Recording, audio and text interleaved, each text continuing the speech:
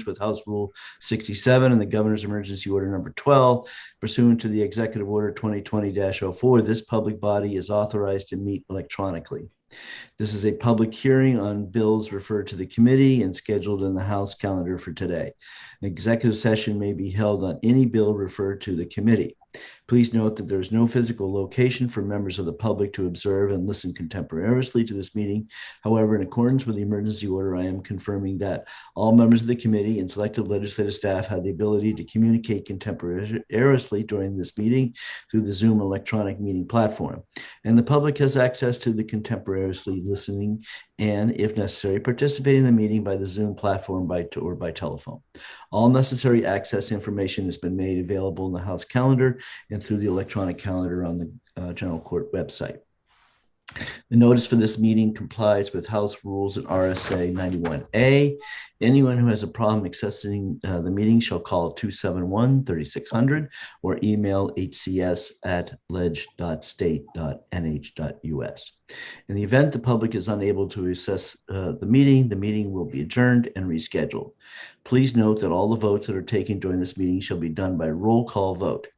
So let's start the meeting by taking a roll call attendance. With each member states their presence, please also state whether there's anyone in the room with you during the meeting, which is required under the right to know law. Okay, you're on, Keith. Can you hear us from the committee room? I can hear you, yes. Okay. So that's you and Jason? Yeah, I'll pull the mic closer. Okay. Good. How's that? You were good too, both ways. Both ways, right? There are good mics in those committee rooms. Calling the roll, Representative Hunt. Yes, I am here and I am alone. Representative Patusek. Yep, I'm here alone upstairs in my house. My wife's downstairs. Representative Osborne. Here in the committee room. Representative Ammon here in the committee room. Representative Abramson. I'm here. I'm present. Representative Ham. Here alone. Representative DePalma. Here and alone. Representative Greason. Representative Greason, present and alone. Representative Johnson. Representative Johnson, here and alone. Representative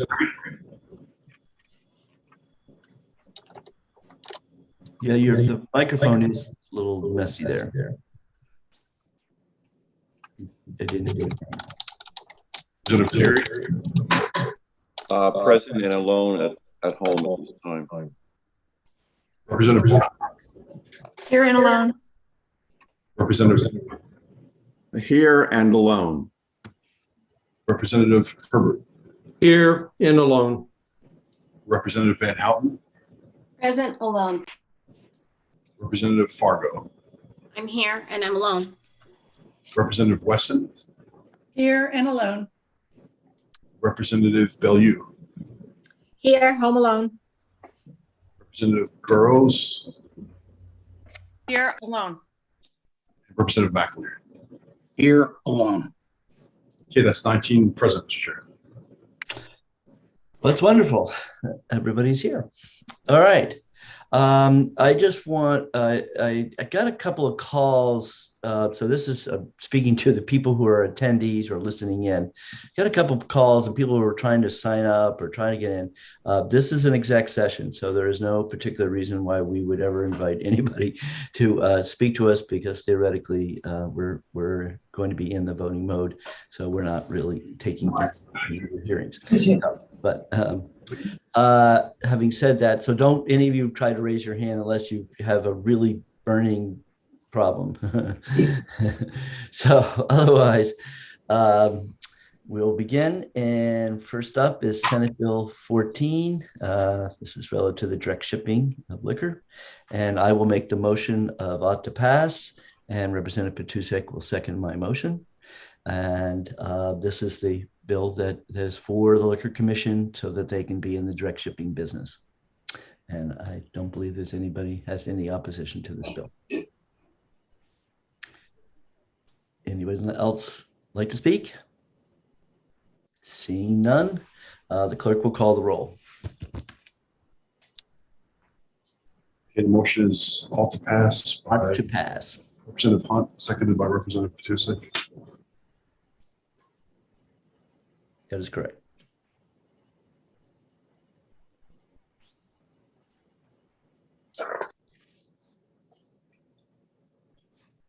Okay, Representative Petusic, Yes. Representative Osborne. Yes. Representative Ammon, yes. Representative Abramson, Aye. Representative Ham, So you're muted. Yes. Representative De Palma, Yes. Representative Greason, Yes. Representative Johnson, Yes. Representative Paul, Terry, excuse me, Yes. Representative Bartlett, Yes. Representative Abel, Yes. Representative Herbert, Yes. Representative Van Houten, Yes. Representative Fargo, Yes. Representative Weston, Yes. Representative Bellew, Yes. Representative Burrows, Yes. Representative McAleer, Yes. Representative Hunt. Yes. Okay, that's 19-0. All right. Vote is 9-0. All those in favor of placing Senate Bill 14 on the consent calendar, please say aye. Aye. Aye. Those opposed? Okay, consent. All right. Senate Bill 17, brew pub and dogs and nano contract brewers. Representative Petusek, seconded by Representative Hunt, moves to retain Senate Bill 17. And Representative Petusek, you can speak to your motion. Okay, the brew pub dogs part of this is very kind of contentious. There's a lot of health laws that are involved with that part of it. And service dogs versus companion dogs. So it still needs a lot of work in that piece. And the nano contract brewers piece of it is already being addressed in SB 125. So I move that we retain it to work on, especially the dogs part of it, come the fall. Okay. We do have conversation. So see whose hand up, who's up first. Representative Bartlett. Thanks very much, Mr. Chair. I'm going to vote against retain. I really feel this is an ITL, that there's, as Representative Petusic says, there's an awful lot to be done on this. The second part of it is being covered under Senate Bill 125 with all the work that was done on that. And I don't see where this can be salvaged. So I'm going to vote against retention with hoping that a motion to ITL will go forward. Okay. And Representative Weston. I agree with Christy. I think there were a number of people that were uncomfortable with melding the dog situation in with everything else about the nano brewery. And rather than spending our time on this, why not just let it ITL, and we've got the other part of the bill in 125 anyway. So I don't, with all the bills we have retained, I don't think we need to add another one. Okay. Any more discussion on the motion to retain? Seeing none, the clerk will call the roll. Just to clarify, that was motion by Petusic. Petusek Hunt move to retain.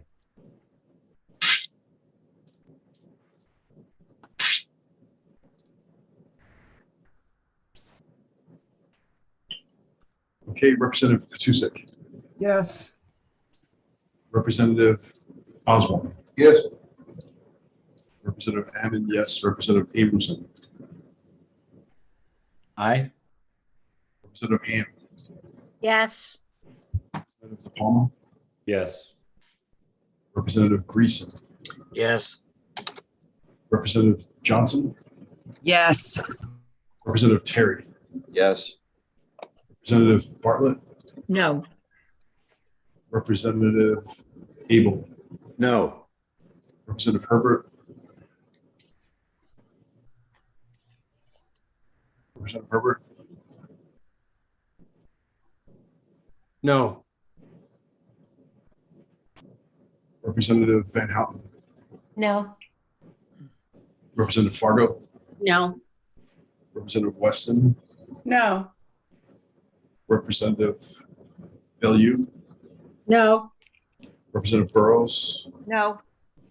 Representative McAleer, No. Representative Hunt. Yes. The vote is 10-9, the motion passes. Okay. Next up, Senate Bill 18, liquor at farmers market. Representative Petusik has moved ought to pass, and Representative Hunt seconds the motion. Is there any discussion on the motion of ought to pass? Yes.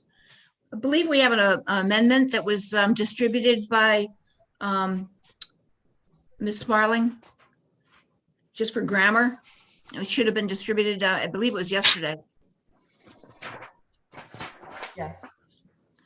Yes, I did. I discovered this morning. So, And it was filed by Representative Van Houten. right. So the purpose of it is simply grammar. May I speak to that for just a quick moment? I think there was just a convoluted wording there, and I don't believe I changed the intent whatsoever. I ran it by Representative Weston, who also had concerns about the grammar for her kind of look-see with it. And I assume that everyone has had a chance since yesterday to look at it. I do believe I preserved the intent totally, just made it a little bit clearer as to what the intent is. You'll find the wording, I retained most of the words. I simply put them into an order that made a little more sense. Did you run it by the Liquor Commission? I did not. I did in the hearing. I did bring it up in the hearing. Right. Now, I remember you saying Right. you were uncomfortable. Okay. Well, I did talk to Aiden, and he says it does seem to be just reshuffling the chairs with the paragraph. So it's not totally offensive. He said, he did say it might be helpful in the sense that it clarifies the issue of selling versus giving it away, which is stated in another part of the section, so that he did not particularly find anything wrong with this paragraph. So I guess I would say is that assuming we pass this amendment, you guys, you'll be in support of the bill. Mm-hmm. Okay. So Representative Butusek, would you withdraw your motion for ought to pass and be willing to withdraw your motion, and so that we can take up another motion? Motion is withdrawn. Okay, so Representative, so who's making this motion? It's going to be Van Houten. Van Houten. Okay, Representative Van Houten, seconded by Representative Hunt, moves ought to pass on the amendment. And what's the amendment number? 1403. 1403. Okay.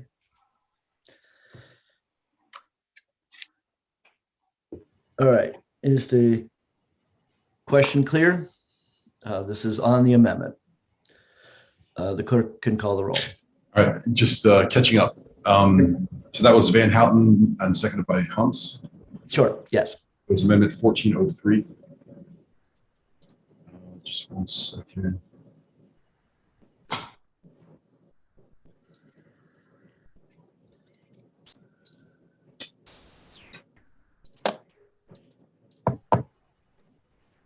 Mr. Chairman, Yes. for the record, if it's not too onerous, could we just have the amendment or the language, the change read into the record? I mean, is it a sentence? What are we talking about here? It is a sentence. Well, actually, I think the whole paragraph. Yeah, it's a sentence. Did you not get a copy of it? No, but what was changed in the sentence? A comma or a word? It was the sentence was kind of reshuffled. It was just The word order was rearranged correct. with no change in. No change in policy. All right, fine. Thank you. I'm ready to call the roll. Okay. The clerk will call the roll. So on Amendment 1403, Yes. Representative Patusek, Yes. Representative Osborne. Okay, yes. Representative Ammon, yes. Representative Abramson. Aye. Representative Ham. Yes. Representative De Palma. Yes. Representative Greason. Yes. Representative Johnson. Yes. Representative Terry. Yes. Representative Bartlett. Yes. Representative Abel. Yes. Representative Herbert. Yes. Representative Van Houten. You muted. Yeah, Connie. Yes. Muted. Okay. Representative Fargo. Yes. Representative Weston. Yes. Representative Bellew. Yes. Representative Burrows. Yes. Representative McAleer. Yes. And Representative Hunt. Yes. 19-0. Okay. Motion is accepted. Representative Patusek, seconded by Representative Van Houten, moves ought to pass as amended. Is there any discussion on the motion? Seeing none, the clerk will call the roll. Patusek, Houghton. Van Houten.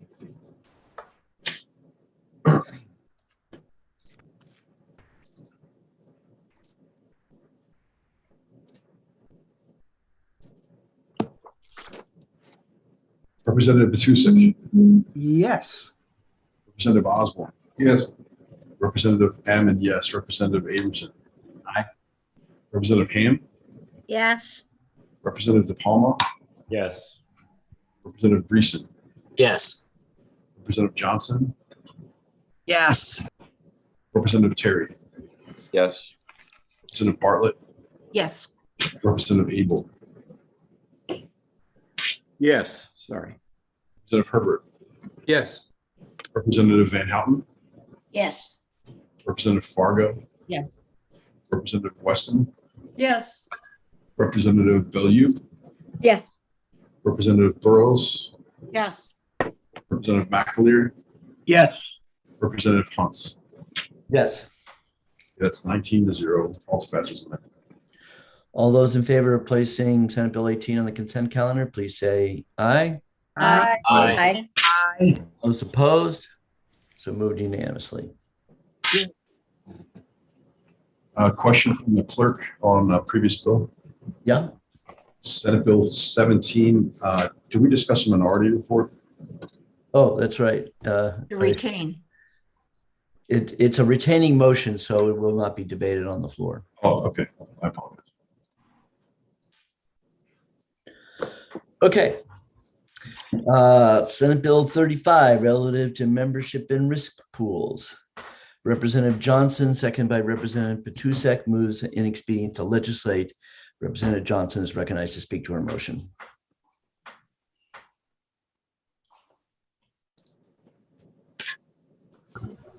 Hi.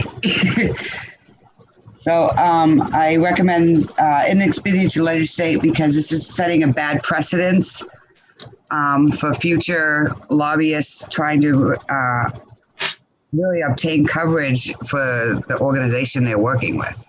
It sets a bad precedence, I think, all the way around. So ITL.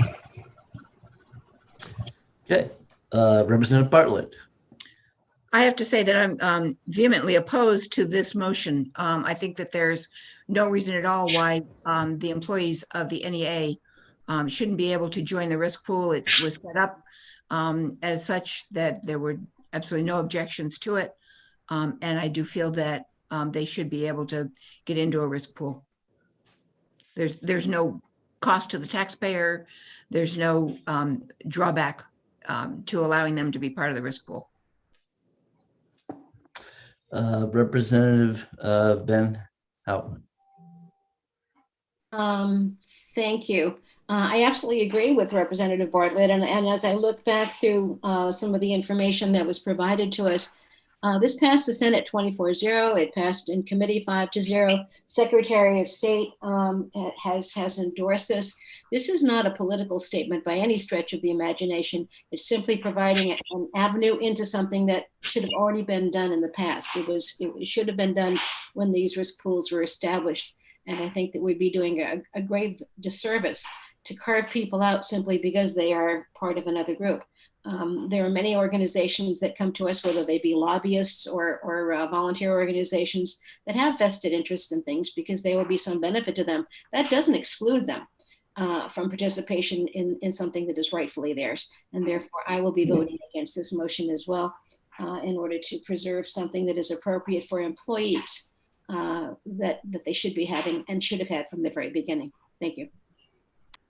Yeah, I would point out, Representative Bartlett, risk pools are tax-free. So they don't pay the insurance tax. So there is some consideration that it does affect the taxpayers, and the issue of and potential adverse selection, we don't know. Obviously, we can't make a judgment on that, but it does seem like a precedent that we probably should not go down. Okay, any other comments from the committee? Seeing none, the clerk will call the roll. Please repeat. Okay, so the motion is inexpedient to legislate. On Senate Bill 35. Representative Johnson, second by Representative Petusik on Senate Bill 35. Okay, call the roll. Representative Petusik. Yes. Representative Osborne. Yes. Representative Ammon, yes. Representative Abramson. Aye. Representative Ham. Yes. Representative DePalma. Yes. Representative Greason. Yes. Representative Johnson. Yes. Representative Terry. Yes. Representative Bartlett. No.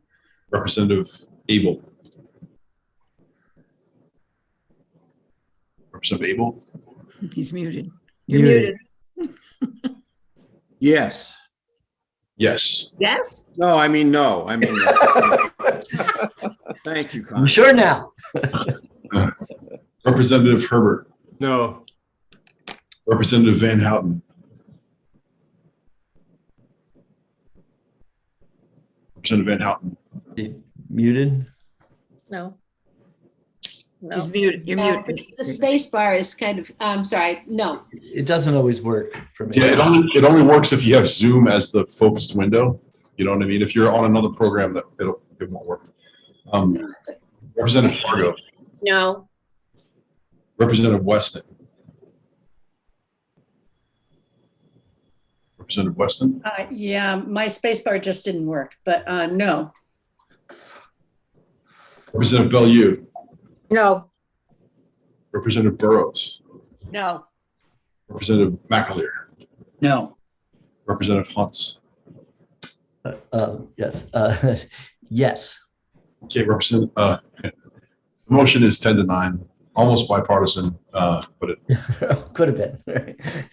Okay, motion is 10-9. Would there be a minority report? Yes, Okay.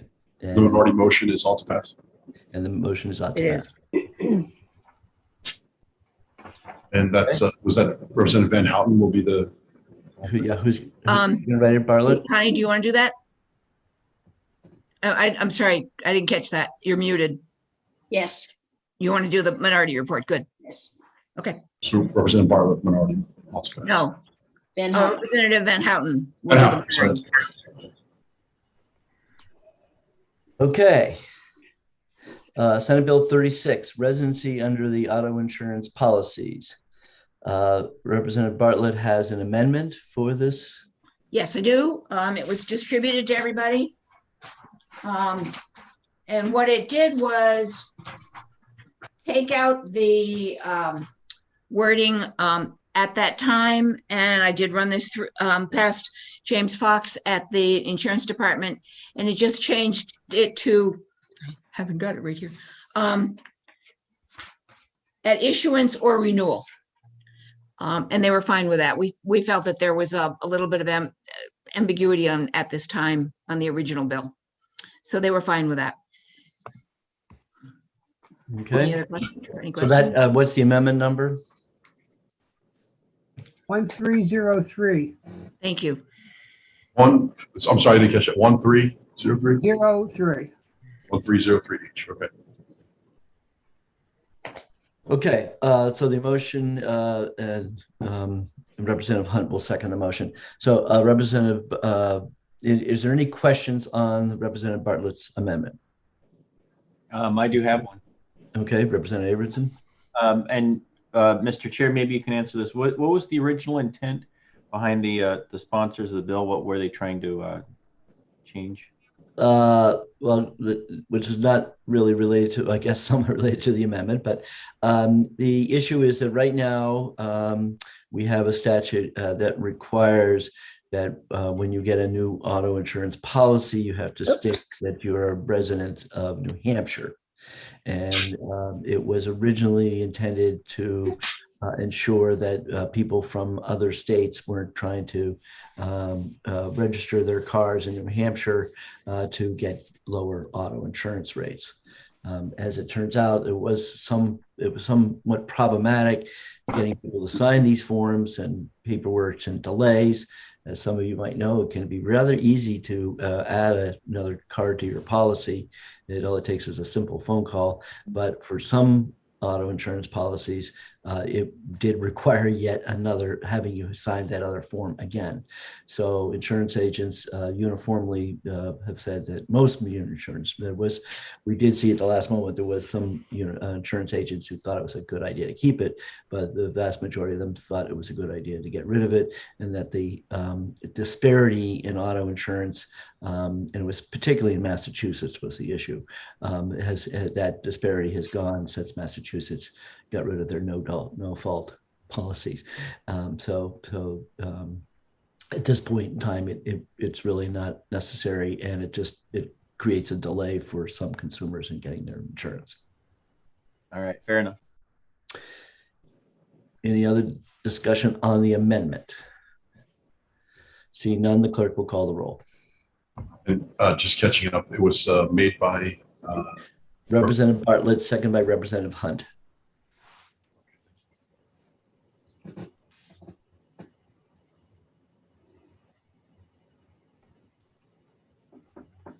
$1303. So the motion is ought to pass on the amendment. All right, calling the roll. Representative Patusek, Yes. Representative Osborne. Yes. Representative Ammon, yes. Representative Abramson, Aye. Representative Ham, Yes. Representative DePalma, Yes. Representative Greason, Yes. Representative Johnson, Yes. Representative Terry, Yes. Representative Bartlett, Yes. Representative Abel, Yes. Yes. Representative Herbert, Yes. Representative Van Houten, Yes. Representative Fargo, Yes. Representative Weston, Yes. Representative Bellew, Yes. Representative Burrows, Yes. Representative McAleer, Yes. Representative Hunt. Yes. 19. Not ketchup. I'm just Hunt. I think I just say the T extra long. That's all. No, there's no 19-0. I'm from Pittsburgh. I eat Heinz ketchup. Okay, I'll call you that from now on. But I do use Hunt's tomatoes. Okay, motion passes. So the motion now, Representative Bartlett, second by Representative Hunt, moves ought to pass as amended on Senate Bill 36. Is there any discussion on the motion of ought to pass as amended? Seeing none, the clerk will call the roll.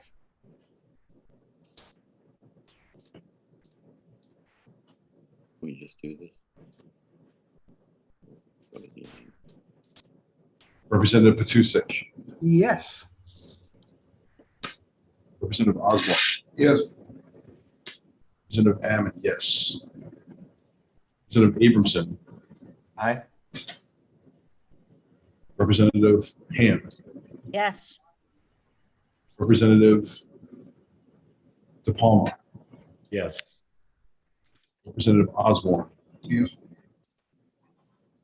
Representative, I'm sorry, Greason, I meant. Yes. Representative Johnson. Yes. Representative Terry. Yes. Representative Bartlett. Yes. Representative Abel. Yes. Representative Herbert. Yes. Representative Van Houten.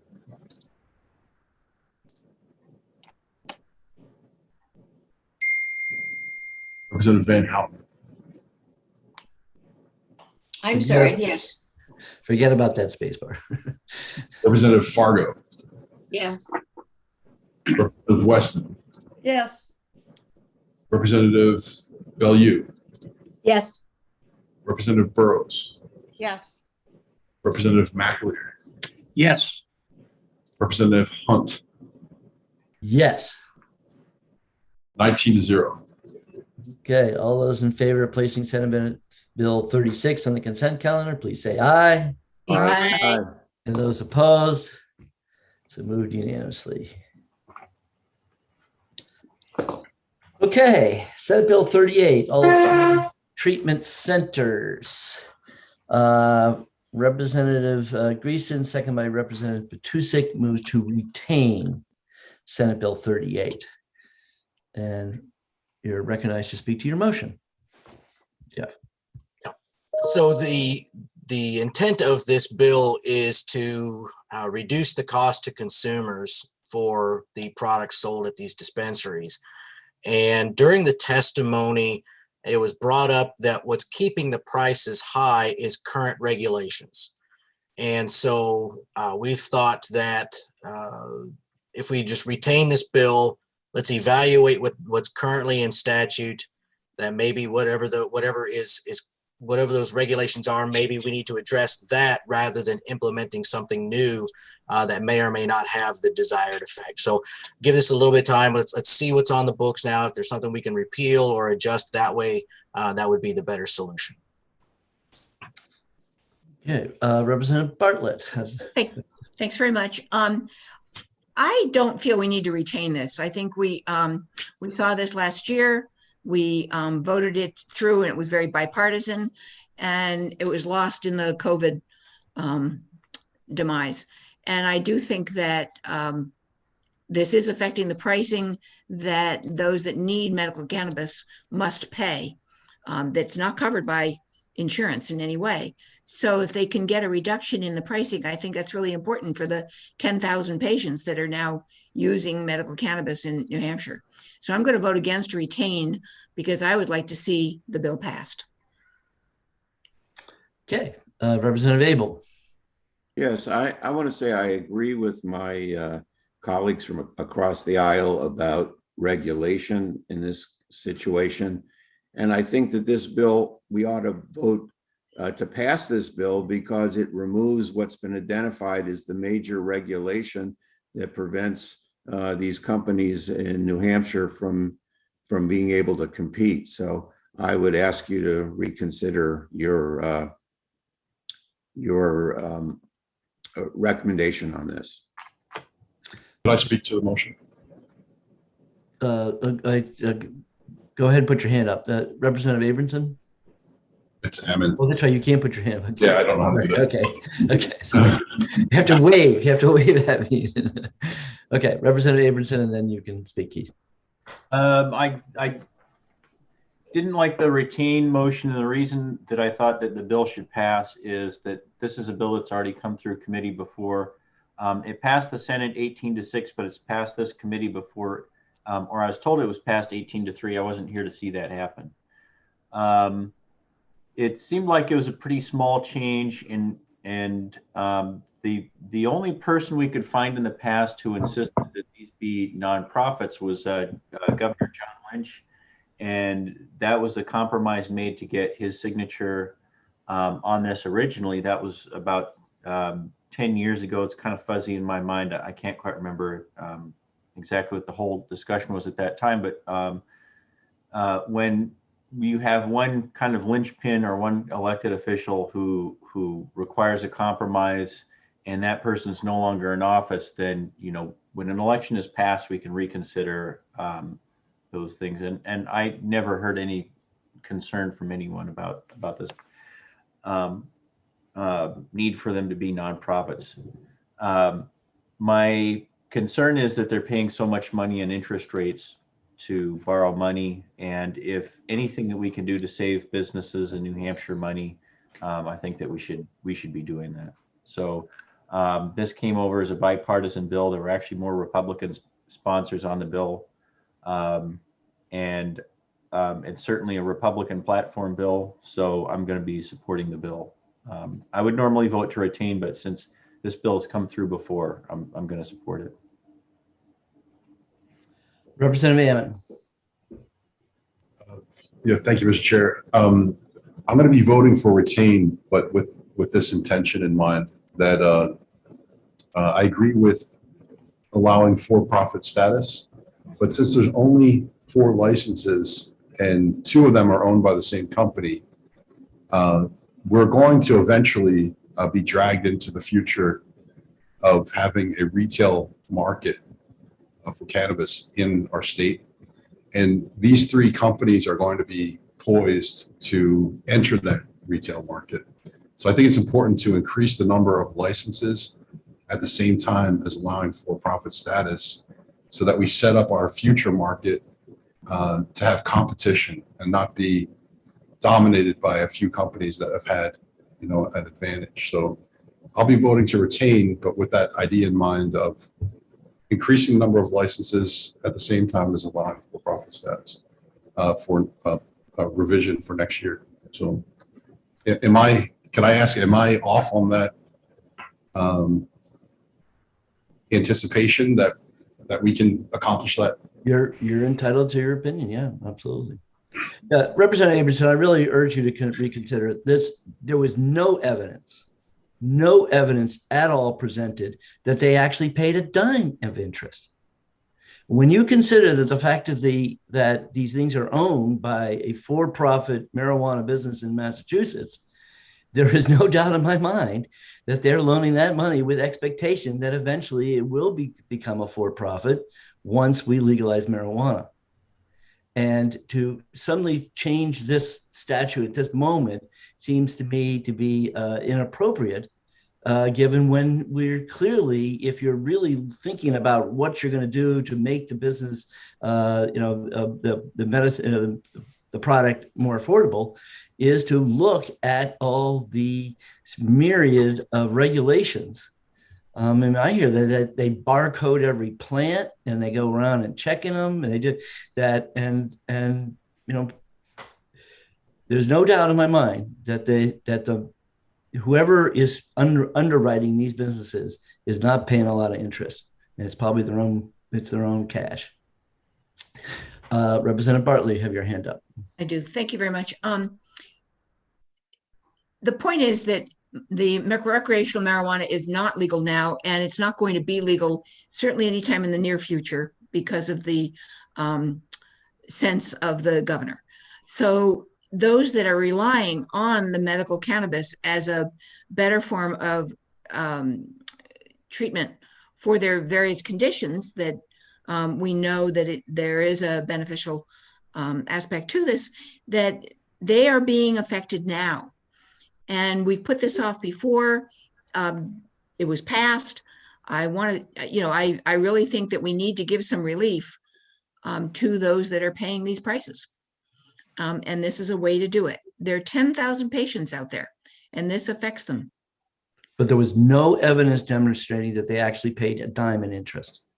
They never showed us any of their financials. We never saw any of that. How do you know this is true?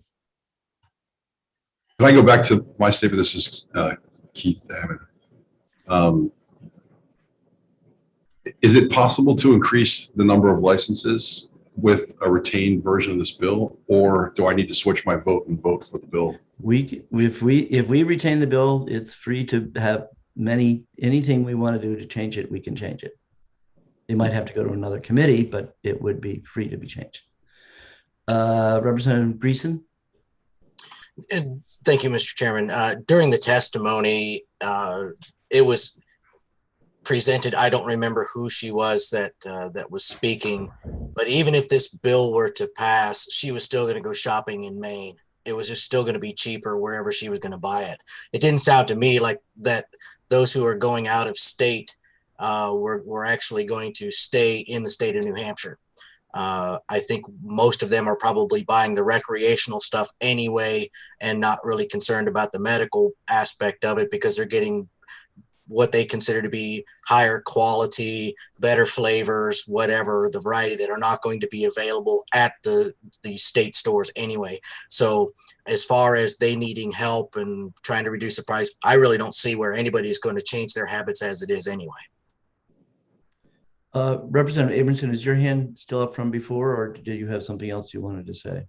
Yeah, I wanted to respond to your remark. I said this on the floor probably about a dozen times this session. We compete in the New England market, not just in the New Hampshire market. So when people say, well, there are only 4 licenses for this or 10 licenses for that in the state, or something is only 1 or 2 operations, consumers live all over New England, they shop all over New England, and they work all over New England. And part of the New Hampshire advantage is that we, for businesses and independent contractors and subcontractors, is that we want to have as few regulations and as low taxes, of course, but as few regulations and as few restrictions as humanly possible on businesses to maintain that business-friendly environment.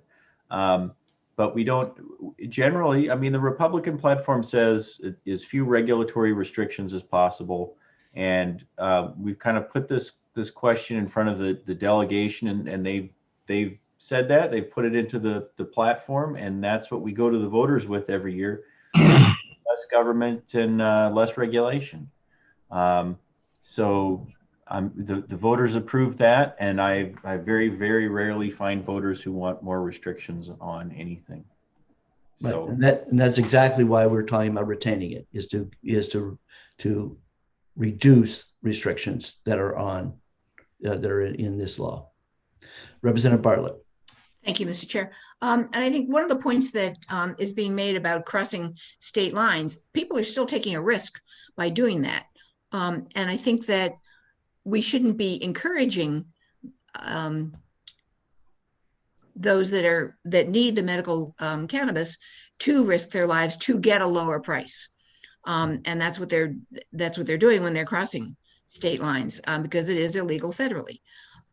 So I don't have a problem with allowing more licenses. That's fine. Then that could certainly the law could be amended in the future if we were to pass this now. Retaining is just going to continue to delay the relief that I believe that patients need. But there's no guarantee that the prices will actually go down if we pass this legislation. You're taking their word that that's an issue for their cost, but they never actually said, and we promise we will lower our price. They did. Well, I believe that they did say that, according to my notes. Yeah. They did say that they would reduce it.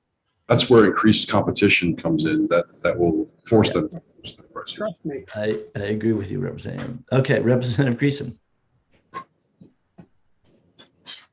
Your hand. I accidentally left it up. Okay. Are there any more discussion on the motion to retain Senate Bill 38? Seeing none, the clerk will call the roll. Representative Petusik. Yes. Representative Osborne. Yes. Representative Ammon, yes. Representative Abramson. no. Representative Ham. Yes. Representative DePalma. Yes. Representative Greason. Yes. Representative Johnson. Yes. Representative Terry. Yes. Representative Bartlett. No.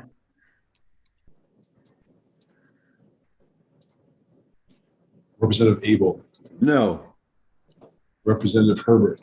No. Representative Van Houten. Representative Van Houten. No. Representative Fargo, No. Representative Weston, No. Representative Bellew, No. Representative Burrows, No. Representative McAleer, No. Representative Hunt. Yes. So that is 9-10. Okay. Change fails. Representative Bartlett. I am glad to make a motion OTP. Okay, Representative Bartlett. Moves ought to pass. I'll second that. And that was seconded by Representative Weston. Any discussion on the motion? Seeing none, the clerk will call the, oh, No, I'm sorry. We probably already said what we had to say. yeah. Clerk will call the roll.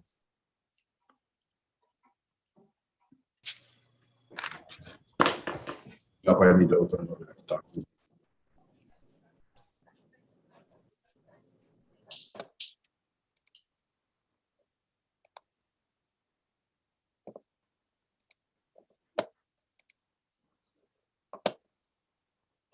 Representative Petusik, No.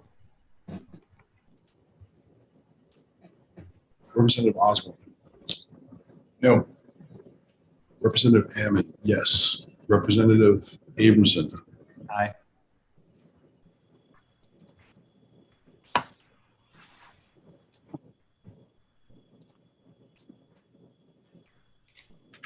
Representative Hammond. No. Representative De Palma. No. Representative Greason. No. Representative Johnson. No. Representative Terry. No. Representative Bartlett. Yes. Representative Abel. Yes. Representative Herbert. Yes. Representative Van Houten. Yes. Representative Fargo. Yes. Representative Weston. Yes. Representative Bellew. Yes. Representative Burrows. Yes. Representative McAleer. Muted. Sorry about that. Yes. Representative Hunt. One more time in my career. No. So that is 11-8. Okay. I'd be glad to do the majority report. Yes, I got you down for the majority report. Okay. I won't bother doing a minority report. The vote is a good representation of what the committee feels. Okay, Senate Bill 49, New Hampshire Trust Code. Representative Hunt, second by Representative Matusik, moves ought to pass. These were minor little issues that were left laying around with the trust code statute. Didn't make it through last year, and so the trust code. I guess I want to emphasize to people that I have never, and I have sponsored a lot of these trust code bills, have never said that this was a huge potential to create jobs in New Hampshire. I've always said that that the reason why I sponsor these bills is I was trying to keep New Hampshire on the forefront of our statutes in terms of being competitive with other states that were seen to be getting the lion's share of these trust codes, and there was some economic benefit to those states for doing it. And so therefore, in my mind, this bill, these are minor little issues that are being addressed, and there's no reason why we shouldn't make sure that our trust code is up to date and competitive. Representative Bartlett. Thanks very much. Yes, I am going to, oops, wrong button. I am going to support this motion. I think that it makes it easier for those that are doing the investments and setting up the trusts to be able to use socially conscious products. And so I will be supporting it. Any other discussion on the motion to vote to pass? Seeing none, the clerk will call the roll.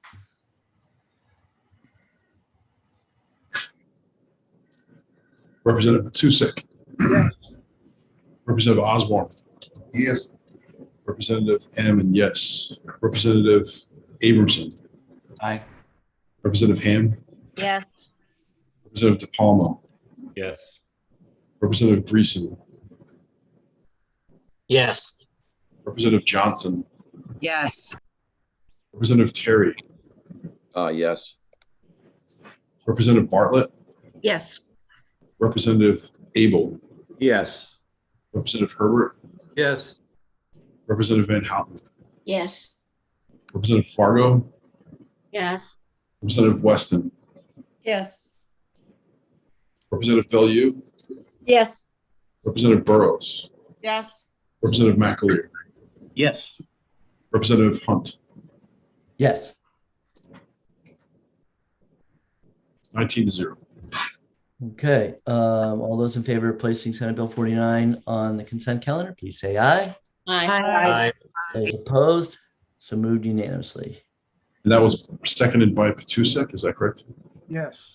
Yes. Okay, thank you. Okay. Senate Bill 59, Collaborative Care Model Service Delivery. Representative Ammon, seconded by Representative Patusek, moves in expedient to legislate. Representative Ammon is recognized to speak to his motion. Yeah, thank you, Mr. Chair. I move in expedient to legislate. Based on the testimony that we heard, this bill, this law isn't necessary. This is more of like an informational piece of legislation rather than something that would have an actual impact. The insurance companies already have the codes to do the referrals. And so this isn't there. It's my understanding that there isn't an issue to be solved. It's more of educating the public, educating consumers that they have this ability to request a referral from out of the network into the network. So I move in expedient to legislate on Senate Bill 59. Representative Bartlett. Thank you very much. I have to say that I strongly disagree with the ITL. I think that it's really important that consumers understand that they do have this access. I think the collaborative model is important between the PCPs and those that are offering psychiatric care. And I think that reimbursement is also important for this. And the insurance companies were in favor of this. So I don't understand why you would want to kill this bill that clarifies this access. So I, of course, will be opposing the motion. Representative Burrows. Yes, I agree with Representative Bartlett, and it's my understanding also that this bill will enable primary care physicians to get paid for collaborating with a collaborative care model under this bill. So that is a change. Okay, well, not that I want to pick a fight with everybody here, but there's some misstatements. So I want to make sure everybody understands exactly what this bill's about.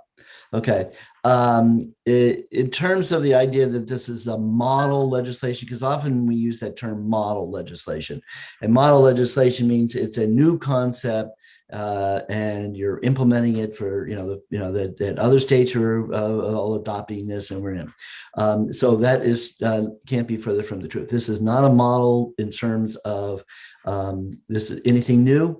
The codes have always existed. This has always been available to the primary care physician. It's not so much to the consumer knowing anything about this. It's really the primary care physician. And that the fundamental purpose of this legislation, and I think the sponsors will tell you, is to educate primary care physicians that this statute exists. Well, last time I checked, doctors don't spend a lot of time reading our RSAs. And matter of fact, I don't think they ever read our RSAs. And that the reality is the only people who do read the RSAs are the insurance companies who have to deal with it. The insurance companies have made it clear to me in no uncertain terms that it's not that they for it or against it or care one way about it. Their only comment is it doesn't seem appropriate to be putting a procedure that is available into the statute for no other reason than other than we're trying to educate people that it exists. As I said to the medical society when they called me, and I said, why aren't you teaching this in your continuing education courses so that every primary care physician knows that this is available to them? And he says, well, that's a good point. Insurance companies, there's some little talk about, that they've changed their position or something like that. No, the insurance companies will tell us they at the hearing, they said they are in support of what the Senate amendment did because the original bill was problematic and they were in support of the amendment. But that every insurance company will say to you that whether we pass this or don't pass it, it doesn't change the fact that this is already available. And frankly, it does somewhat set up an awkward precedent that you're putting procedured processes which already exist into the statute for no other reason than to educate primary care physicians. Representative Bartlett. Thank you. There are many times that we have to clarify practice, and we do it through law. We've got 119 in favor that signed in on this one, with 1 opposed and 1 neutral. I think that says something right there. And I think when Harvard Pilgrim comes in, Dartmouth Hitchcock comes in, Anthem comes in, New Futures comes in, I mean, one after the other, they know that there is a need for this, and it will help consumers, but it will also help the practices, so that they can be clear that when psychiatric care is called for, that they can deliver in a collaborative way without a consumer having to go to another physician to be able to get the care needed. The PCP really is the one in many cases that can identify the issues, and being able to have this readily available, I think, is really important. I don't know how putting it in the statute makes it more readily available than it already is. But there are lots of things that we do that statute helps. I think most of the time the statutes, especially when it comes to health insurance, there are mandates to say that they have to do it. So, any other discussion on the motion of inexpedient to legislate on Senate Bill 59? Seeing none, the clerk will call the roll. Representative Petusik. Aye. Representative Osborne. Yes. Representative Ammon. Yes. Representative Abelson. Aye. Representative Hand. Yes. Representative De Palma. Yes. Representative Reese. Yes. Representative Johnson. Yes. Representative Terry. Yes. Representative Bartlett. No. Representative Abel. No. Representative Herbert. No. Representative Van Houten. No. Representative Fargo. No. Representative Weston. No. Representative Bellew. No. Representative Burrows. No. Representative McAleer. No. Representative Hunt. Yes. 10-9. Okay. Will there be a minority report? There will be. And that would be you, Representative Bartlett, and I assume it would be ought to pass. Is there anybody else who wants to do that? I'm glad to do it. If anybody else would like to write a report. Okay, I'm there. Okay, I think we're close to halfway. All right, Senate Bill 66, on-premise transportation wines for delivery. I believe I have an amendment. So I would like to move ought to pass on, let me pull it up, amendment number 1398. And Representative Patu seconds my motion about to pass on the amendment. The purpose of the amendment is simply to remove the sunset clause in Senate Bill 66 so that that the restaurants can use this statute going forward forever until we repeal it or something. So any other discussion on the amendment to Senate Bill 66? Representative Van Houten. Thank you, Mr. Chair. This calls to mind another bill fairly recently to which we added a sunset clause for 2 years because we saw that the pandemic, the COVID situation had probably been what precipitated it, and therefore 2 years would probably be enough time to do that. This is very similar in that sense, and that is probably COVID driven, pandemic driven, and yet we're flipping around here. I think to get into language that I don't typically use, what's good for the goose is good for the gander. I think that we need to be fairly consistent in what we're doing. If we're going to sunset legislation that is very similar, let's be consistent across the board. Therefore, I feel that this amendment is counterintuitive to what it is that was put in previously when we talked about the bill. Of course, was the bill about the delivery drivers going to restaurants and picking up meals when they did not have a contract with them. And we did get a 2-year sunset on that. That was argued by people who are now taking the opposite tact. And I think we are going in a wrong direction to be two-faced about what we do. Thank you. Okay, well, as being the people, I will tell you are absolutely wrong because the DoorDash Grubhub bill was a mandate of a contract, which is totally anathema to what we normally would do in this committee. And this bill with this sunset was a sunset that if the Senate had spent a little more time on it rather than rushing it through because it was a bill that was passed last year and then somehow didn't get into effect, that it didn't happen. This is an opportunity. This is not a mandate. This is not forcing anybody to do anything. And this is just an enabling legislation. And so therefore, I do not see the similarity at all. Representative Bolio. Yeah, I'm not going to vote for this, the amendment. I think alcoholics could in the future take advantage of this bill, and I think it should be looked at again after, sunset or, before sunset. So I'm not going to, I'm going to vote to keep the sunset. Fair enough. Representative Fargo. I'd like to just weigh in as well. I think a sunset here is appropriate. It gives us time to study the effects of this and to determine if it's encouraging people who should be having alcohol delivered to their homes. I can't support the amendment. I think the sunset should be there. As you once told me, John, in 2 years, we can take it off if we want to. That's true. That's true. Okay. The idea to blame it on alcoholics, but in this case, the law is already in effect. Well, actually, it's about to expire with the governor's state of emergency about to expire.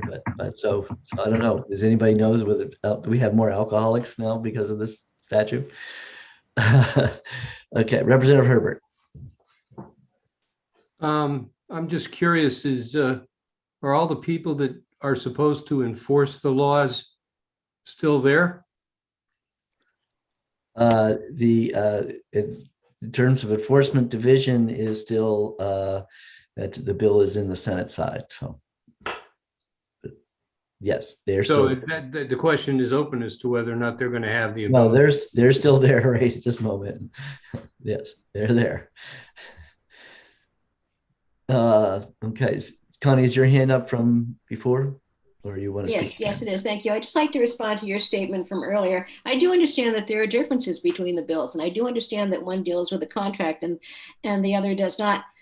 However, I think the difference is not the same as the similarities. The similarities here are that COVID, that a pandemic brought these issues to the forefront, and therefore we have done things to enable our business or to help our businesses to move forward in very dastardly times. I hope and expect that in 2 years, a lot of this will change. And as I believe it was Representative Fargo said, we can look at it again in 2 years. But right now, let's put the sunset on there so this doesn't fall through the cracks. Let's let it be COVID driven. Let's do the right thing by businesses by having this type of thing go on. But let's put a sunset on it so that we can be fair and equitable to all the businesses. Thank you. Yeah, just wanted to let you know that the DoorDash Grubhub bill, that issue, the lawsuit they won was actually prior to COVID. So that was a pre-COVID issue that these people were. But our vote was a COVID issue. When we took it up and we voted on it, it was a COVID issue. I don't want to argue with you, but You were right. In your mind, it was a Yeah. COVID issue. In my mind, it was a contractual arrangement. So, okay. We're all set? Your hands set. Okay. So the motion is ought to pass on the amendment. Is there any discussion on the, excuse me, we're done with discussion to the motion. It is now ought to pass on the amendment, and the clerk will call the roll. And it's amendment number 1398H. Right. 98. 98. 1398H. Yeah, but H just means house. Yeah. Okay. Representative Petrusic. Yes. Representative Osborne. Yes. Representative Ammon. Yes. Representative Abramson. Aye. Representative Ham. Yes. Representative DePalma. Yes. Representative Greason. Yes. Representative Johnson. Yes. Representative Terry. Yes. Representative Bartlett. No. Representative Abel. No. Representative Herbert. No. Representative Van Houten. no. Representative Fargo. No. Representative Weston. No. Representative Bellew. No. Representative Burrows. No. Representative McAleer. No. Representative Hunt. Yes. So 10-9. Okay. Representative Ham, seconded by Representative Petrusic, moves ought to pass as amended. Is there any discussion on the motion? Seeing none, the clerk will call the roll. Representative Petrusic. Yes. Representative Osborne. Is. Representative Ammon. Yes. Representative Abramson. Aye. Representative Ham. Yes. Representative DePalma. Yes. Representative Greason. Yes. Representative Johnson. Yes. Representative Terry. Yes. Representative Bartlett. Yes. Representative Abel. Yes. Representative Herbert. No. Representative Van Houten. Reluctantly, yes. Representative Fargo. Yes. Representative Weston. Yes. Representative Bellew. No. Representative Burrows. Yes. Representative McAleer. Yes. Representative Hunt. Yes. 17-2. 17-2. Consent. So the two who voted against it, are you have a problem with putting this on the consent calendar? No. Nope. No. Okay. All those in favor of putting Senate Bill 66 on the consent calendar, say aye. Aye. Aye. Those opposed, so moved unanimously. Okay. All right. Senate Bill 68. Representative Johnson, second by Representative Petrusic, moves to retain. And Representative Johnson is recognized to speak to her motion.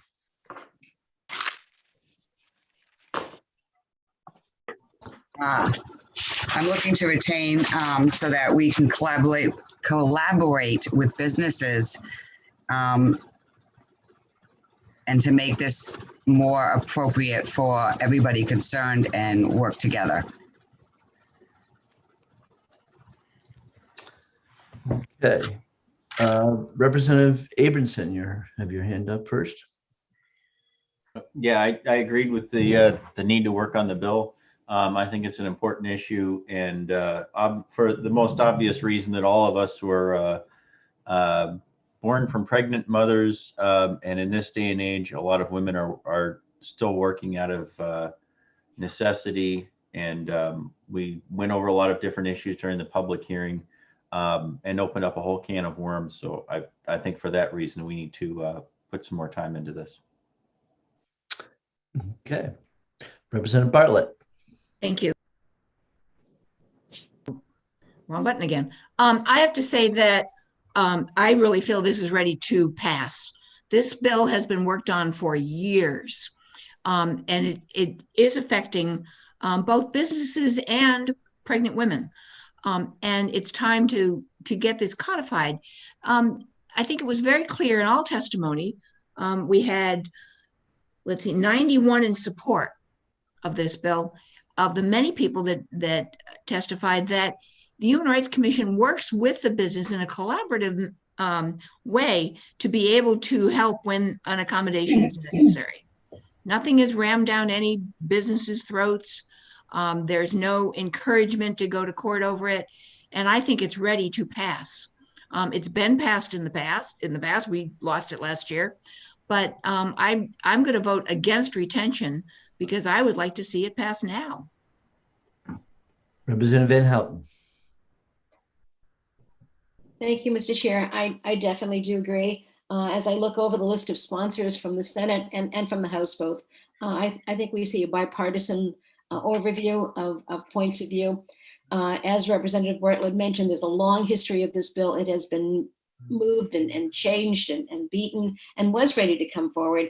It is a bill that, because of workforce issues and because there are 51% of females in our world, it's a pro-business bill. It allows women to remain in the workforce and to be productive in the workforce, but it's also pro-family in that it helps to foster healthy pregnancies and to foster healthy relationships. We all have mothers. We all had mothers, at least.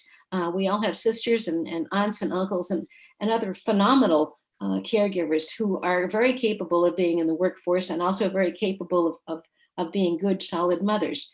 And yet we are not giving them the little bit of help that might help them to make those rules stronger and better for them. As the bill states, if it doesn't work within the business for whatever reason, I don't know if I can find it offhand. The accommodation would impose an undue hardship on the operation of the employer's business. That has been taken into consideration by the bill as well. This bill is ready to go forward. I think that holding on to it will be a travesty to all women as well as to businesses. And I hope that we will vote accordingly. Okay, Representative Greason. Thank you, Mr. Chairman. During the testimony, the lady named Sarah Braffman had testified that she was not actually pleased with the wording of the bill for a couple of reasons and recommended an amendment to it, and actually sent out an email with a proposed language for an amendment. But I have not seen where anybody has sponsored said amendment. And I thought someone was going to put forward an amendment, but she had an issue with the wording of physical disability, considering pregnancy as a disability. And that's very dangerous. I don't think too many women want to, I don't want to speak for women. God help me if I do. But my understanding is women did not want to have pregnancy considered a disability. That was my understanding of her testimony. So the wording as it is in the present language of the bill says including a possibility of a leave of absence for the period of temporary physical disability resulting from pregnancy. And that was the language that she did not like and others did not like. And so without there being some kind of amendment to change that wording, I don't think this bill needs to pass as written. Whether or not we adopt the wording of her amendment or some other wording, to me, I don't like the language either, because pregnancy is not a disability. Representative Johnson. Thank you. I'm going to agree with Representative Greason for the simple fact, as a woman, I find this language offensive. I gonna tell you from my experience, I've had 2 children, I've worked, my employers were more than more than reasonably able to work with me. I worked up until the day I gave birth to both my children.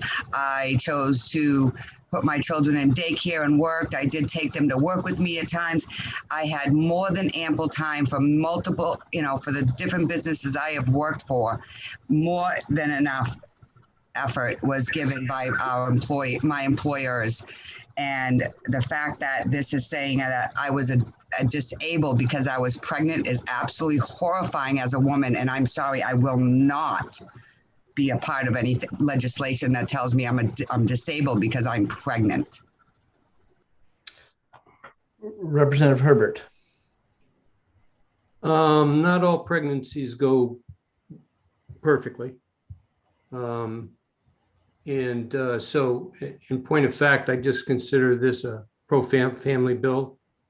And we don't have a good track record in this state, in my opinion, in regard to that particular concept. So as a result of that, I'm not going to vote for the motion. Representative Van Houten. Thank you. Respectfully, this has gone through the Senate and has passed in the Senate.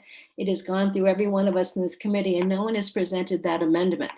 It doesn't appear that anyone has that kind of interest to make that amendment, for one. And for two, retention to make that change that could have been changed prior to this seems as though it's counterintuitive. I think it's time for us to take a look at doing the right thing, pro-business, pro-family, for women in the workforce, and to move this forward. Thank you. Representative Terry. Yes, thank you, Mr. Chairman. As I have pointed out to you in conversations that we've had recently, a conversation that we've had recently, as a relatively new member to this particular issue, although not generally speaking new to the issue, of course, I am looking for good faith efforts to be made to resolve any remaining issues that pertained to some of the concerns that have been addressed today and any others, so that we can act favorably upon, have the opportunity to act favorably on this legislation in the next year. Very sensitive to issues of discrimination, and want to make sure that we not be perceived as being discriminatory in any way. And so I hope we can get this fixed and have a shot at it again next year. Okay. Representative Burrows. You're muted. Very sorry. In terms of the argument that the belief that the bill states that pregnancy is a temporary physical disability, I read it differently. I see it saying that the way I interpret it is sometimes when you're pregnant, you do have a temporary disability. There's the case of a family member of mine who was pregnant and had to be bedridden for 2 months in order to have a full-term pregnancy. So I don't read it that way. And I think it's saying that there can be temporary physical disability from pregnancy, childbirth, or other medical conditions. So I read it very differently. Thank you. And Representative McAleer. Thank you, Mrs. Chairman. This amendment came under a lot of discussion. I'm aware of that. And it was my initial thought that maybe this was a good idea, but I think the wording of the amendment would actually make the bill more contentious. And I think that's why nobody actually brought this particular amendment forward. So I certainly think this bill is ready to pass. Thank you. Okay, seeing no more hands, this motion is to retain by Representative Johnson, and the clerk will call the roll. Representative Matusik. Yes. Representative Oswald. Yes. Representative Hammond, yes. Representative Amerson. Aye. Representative Ham. Yes. Representative DePalma. Yes. Representative Greason. Yes. Representative Johnson, Yes. Representative Terry, Yes. Representative Bartlett, You muted. Sorry. No. Representative Herbert, No. Representative Van Houten. No, I think I skipped Representative Abel, I vote no. Representative Fargo, No, Representative Weston, No, Representative Bellew, No, Representative Burrows, no, Representative McAleer, No, Representative Hunt. Yes. 10-9. Okay, motion carries. It's on retained motion, so there's no minority report.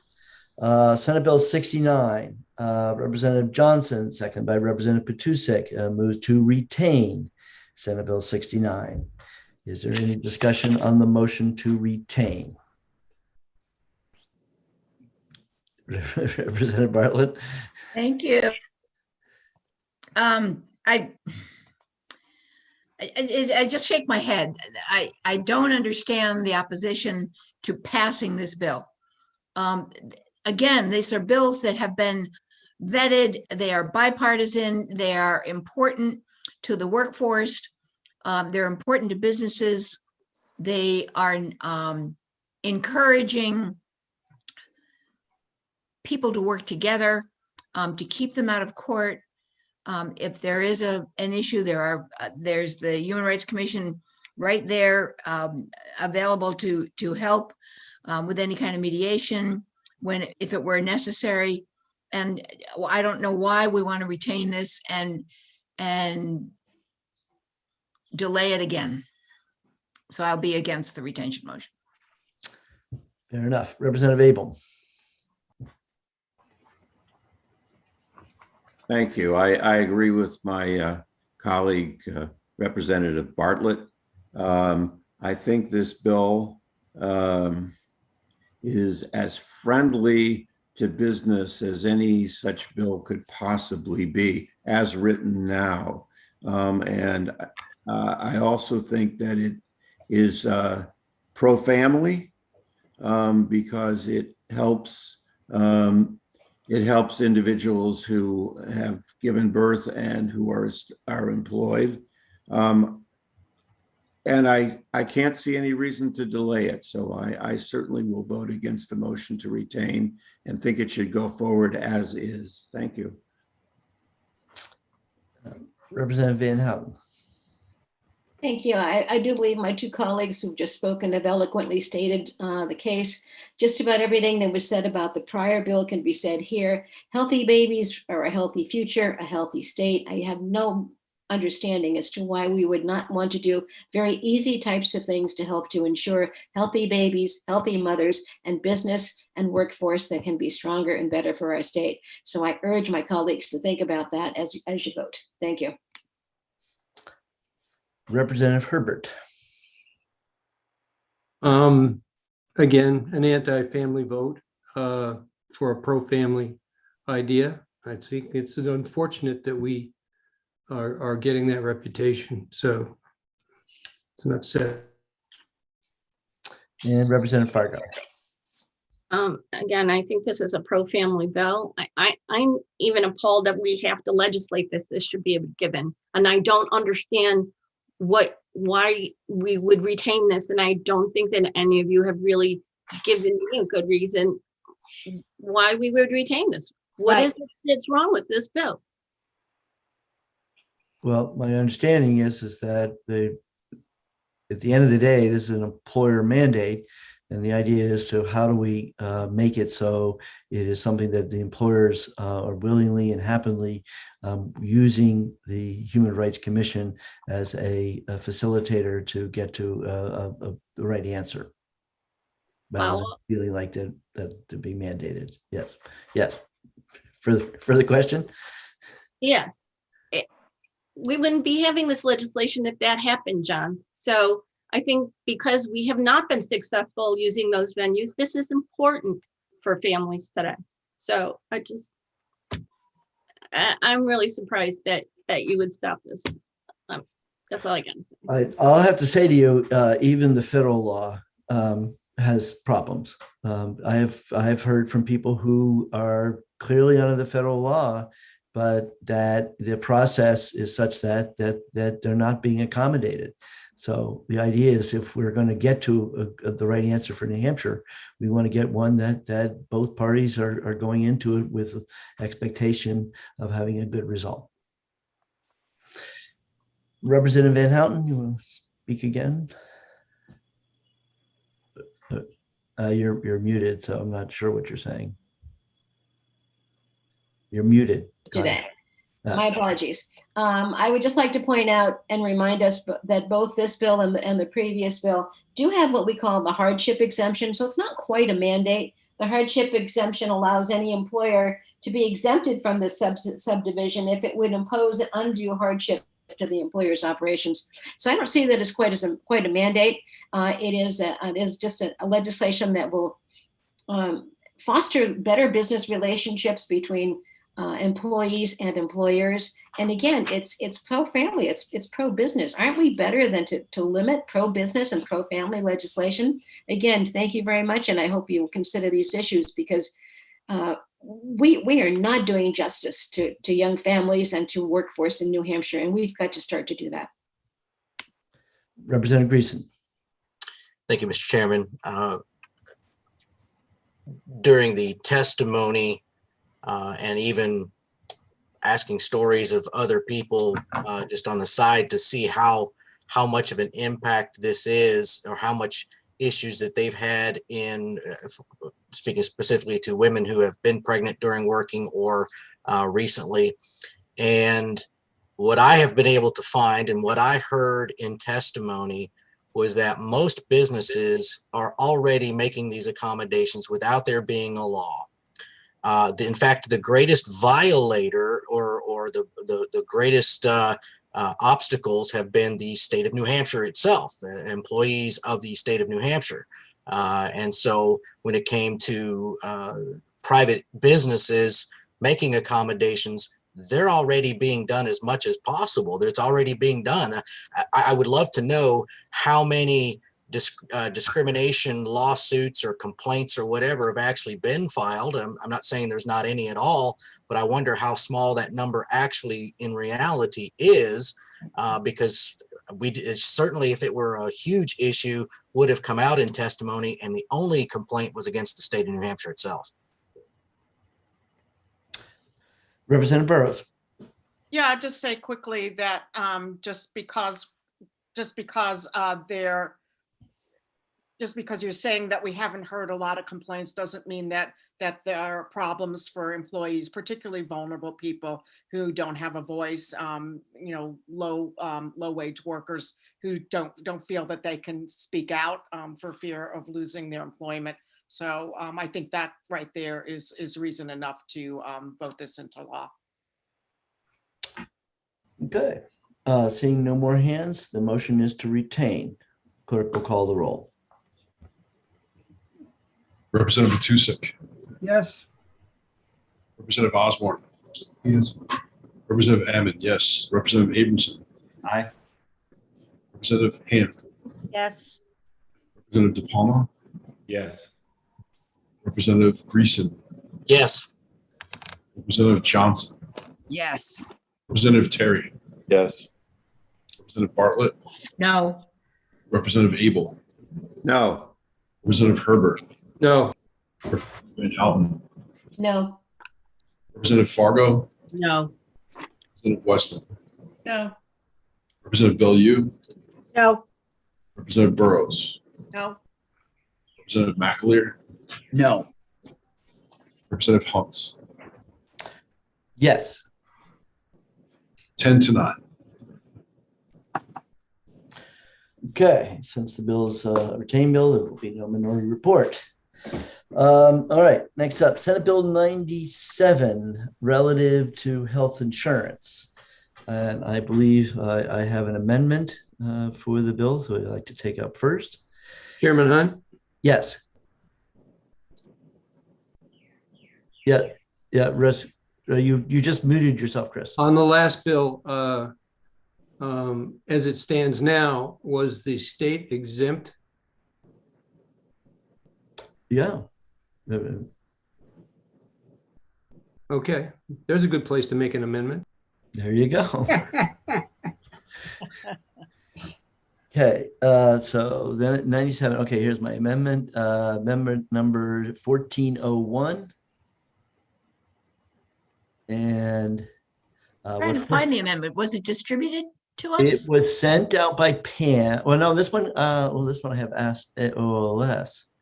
I do not see it. I got it from Okay, Pam. yes, Pam sent it out Okay. May 11th at 3:38.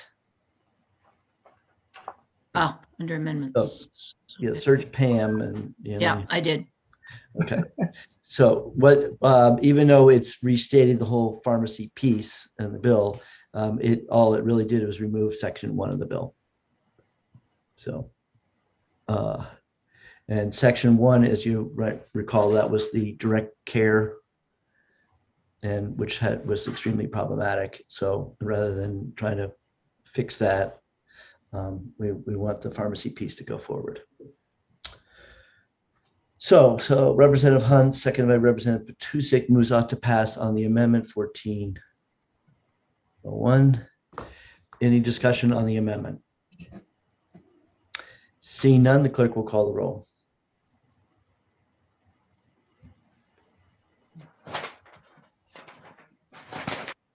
Representative Petusik. Yes. Representative Oswald. Yes. Representative Ammon. Yes. Representative Abramson. Aye. Representative Ham. Yes. Representative De Palma. Yes. Representative Greason. Yes. Representative Johnson. Yes. Representative Terry. Yes. Representative Bartlett. Yes. Representative Abel. Yes. Herbert. Yes. Representative Van Houten. Yes. Representative Fargo. Yes. Representative Weston. Yes. Representative Bellew. Yes. Representative Burrows. Yes. Representative McAleer. Yes. Representative Hunt. Yes. 19-0. Okay. Representative De Palma, seconded by Representative Petusik, moves ought to pass as amended. Is there any discussion on the motion? Yes, Representative Abramson, you have a question? You want to speak? You need to have your, we need to see you. There you go. Thank you. Is that working? Yes. So my question is, what the original intent of the bill? I've got the amendment in front of me. I don't have the original bill. Yes. So what were they trying to prevent? This is just a process for the pharmaceutical pharmacies, and in terms of how these drugs are the retail form that's being used, and it was to allow for mail order, and to do that, they needed the statute. Okay, I'm looking at the amended bill again, and I'm not seeing that. It just looks like a prohibition. Okay.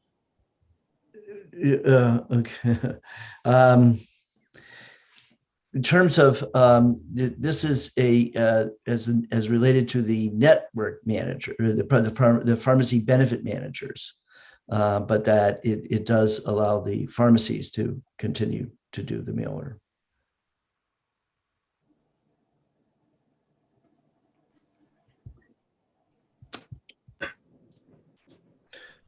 Representative Bartlett. Thank you, Mr. Chair. My notes here say that Tyler Brennan testified on part 2, and he thinks it's fairly complicated. He questioned whether this would be increasing the costs on it, and I don't think this is ready to be passed. I would be opposing the OTP motion. Well, I mean, I had nobody had any opposition to it, but well, We could certainly retain it. I wouldn't Yeah, follow. the That's fine. New Hampshire independent pharmacies also had problems with part two. It says stops retail pharmacies from mailing to a patient willing to, and even if the pharmacies were willing to pay a fee, the PBMs could say the pharmacy would not get reimbursed for the prescription. The New Hampshire Insurance Department wants to add some other amendment. And they were hoping that part two would be separated from part one, but part two still had issues. So I can't. Okay, support this. I thought Rick Newman said he was okay. No, Uh, not according to my notes. uh, No, I can see retaining this one, but I okay, can't see passing it. so that was prior to the bill as being spent, but I can read to you what Rick Newman wrote me. Mr. Chairman, I see Senate Bill 57 is scheduled for exec session. I'm aware that part one of the bill was quite a lot of controversy. However, part two dealing with allowing retail pharmacies to use mail to device prescription.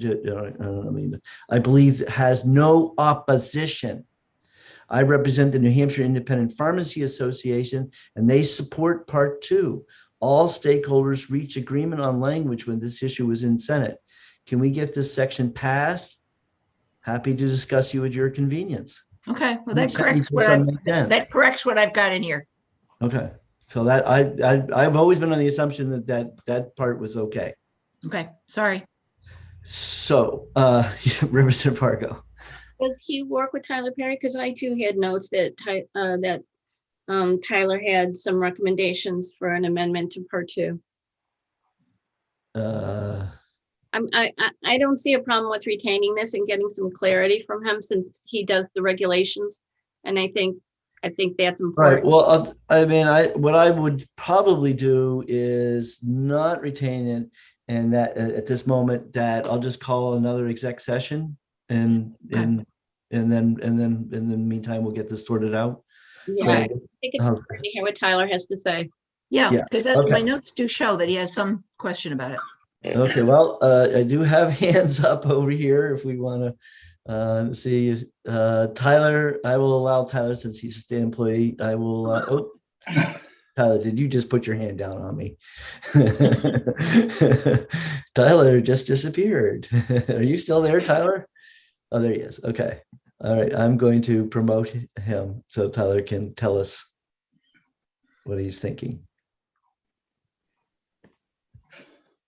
Okay. Good morning, Tyler.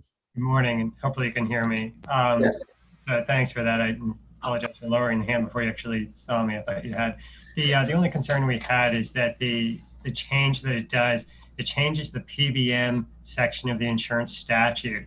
But the way PBM is defined there, it does not include when an insurer owns its own PBM and that PBM services just that insurer. So you would be imposing a requirement just on the PBMs that are operating under that traditional model. So the only suggestion we had is if you want the new requirement to apply more broadly, you'd also include the same language in the commercial insurance statute.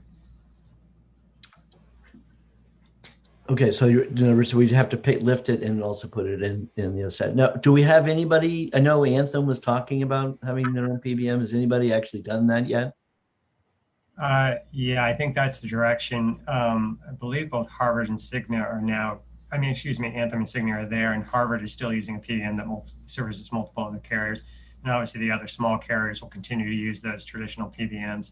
So it's you could potentially have a different standard over time. But again, it's a relatively small change, so it's not a huge deal. But that being said, I think if we hear from the pharmacies that we're not requiring the new prohibition more broadly, that would be the reason. I think it could create some confusion still. Okay. Representative Fargo, did you have a question? Excuse me, Weston. Yeah, I just want to say that I do remember that discussion that Tyler Brennan just brought up, but there's also one other small error in this amendment, and that is that the effective date says part 2, but I believe this is only one part now. So you do need the effective date is part 2 when you only have so part 1 is the bill, part 2 is the effective date. That's normal process. So, So I do have Rick Newman and Curtis Berry. Do people? I'm sorry, John, that's not what I'm talking about. If you look at the last line, this, we took out part one. Correct. But part one doesn't exist anymore. Right. So therefore, in the new bill that we would be passing, the amendment, part one now was the section 2 of the old bill. So now that's part one. And then whereas in that bill, the effective date was part 3, now the effective date is now part 2.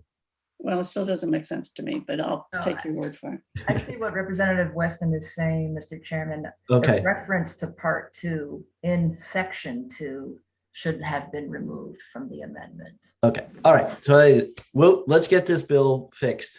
As long as we're working on it some more. I'll call another exec session. And I don't know if it'll be next week, only because today is Thursday. It might have to be the last week. It'll probably have to be next Tuesday, 2 weeks from yesterday. So everybody be aware of that. Okay, with the motion, my motion on the amendment, I withdraw. Okay, all right. Question about process. Yes. So we passed amendment. Oh, we did pass the amendment. Okay, so the motion for Representative De Palma, are you willing to withdraw your motion? Yeah. Okay, great. All right. So and Petrusek is willing to remove his second. Okay, so we will withdraw our motion. Right now, the pending question is that it has been amended, which sounds like it might need to be further amended.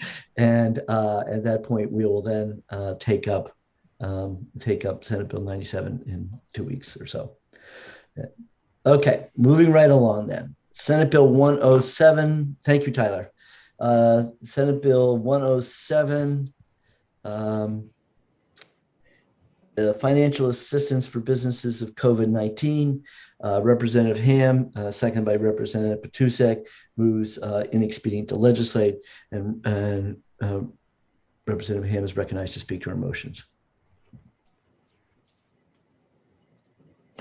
And you are muted. Thank you very much. This bill offers funding assistance for businesses that were started after the cutoff date, the May 26th, during COVID. In my mind, it's less necessary now, and these businesses made a choice to start given the COVID. They didn't experience adverse effects because they were a going concern, and COVID came along and made it difficult for their business and their employees. I'm one of those. I didn't expect assistance. I made my decision with the givens in place, and so I suggest that it should be inexpedient to legislate. Okay, Representative Baloo. Yeah, I don't agree. I don't have my notes here, but I seem to remember some business owners who were talking about how you just don't open up a business one day. It takes 3-4 years sometimes to get all the funding and everything, everything in place before you actually open up. So some of these businesses started not in operation, but being formed and money being spent 2-3 years ago. So I think they should get financial assistance. Okay, Representative Bartlett. Thank you, Mr. Chair. Yeah, I'm looking at my notes here as well. I've got one. There's a brew pub. The investing took a year. Had to get through various regulation, and opened in September 2019. They closed March 16th for the governor's order. They had not planned on takeout, so they had to really change their business model to begin, right off the bat. because 6 months into a restaurant is certainly, they're not making a profit at that point. Then there's another one where we had testimony from a man, Mr. Clark, who owns 2 restaurants in Durham. And it took him a while, after months of planning, opened up in March and immediately was shut down. So they aren't eligible for this financial assistance. And I do think that, we really need to consider these businesses so that they are eligible. And there has been $2 billion more has been sent to New Hampshire that will be distributed over the next couple of months. And I really think they should be able to be eligible for it. So I think this bill is really important. Well, why wouldn't they be available? Because this bill is saying that Main Street Relief Fund for businesses established it after May 26th of 2019. And the Main Street Fund is done. It's over. Yeah. But there's more money that's come in. Right. So that will have to have a new name, but it certainly wouldn't have the same parameters as the Main Street Fund did, which was the day that was all based upon the closing of May 19th, and saying, show us what your business, what you were doing in the year before that. Do you know for a fact that this new round of money will include these businesses?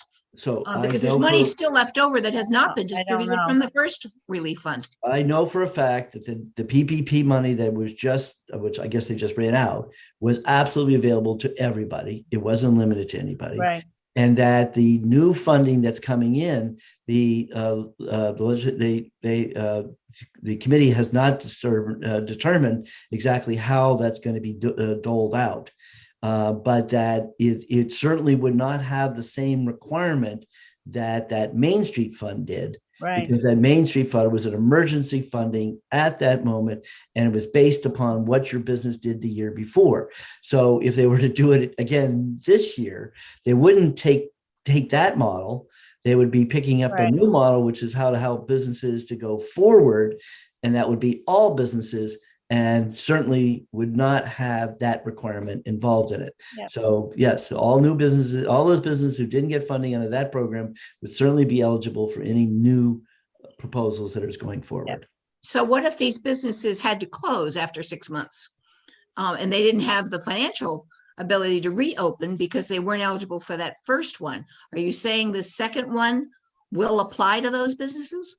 I don't think that they will make that. I mean, in terms of that circumstance, I don't think this bill would solve that problem either. Yeah.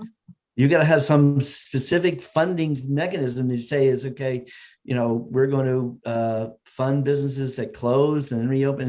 You have to remember, if this was an obscure situation, it was based simply on the fact that how do they know how much money to help you out with your business if they didn't know how much money you lost because you were in business the year before?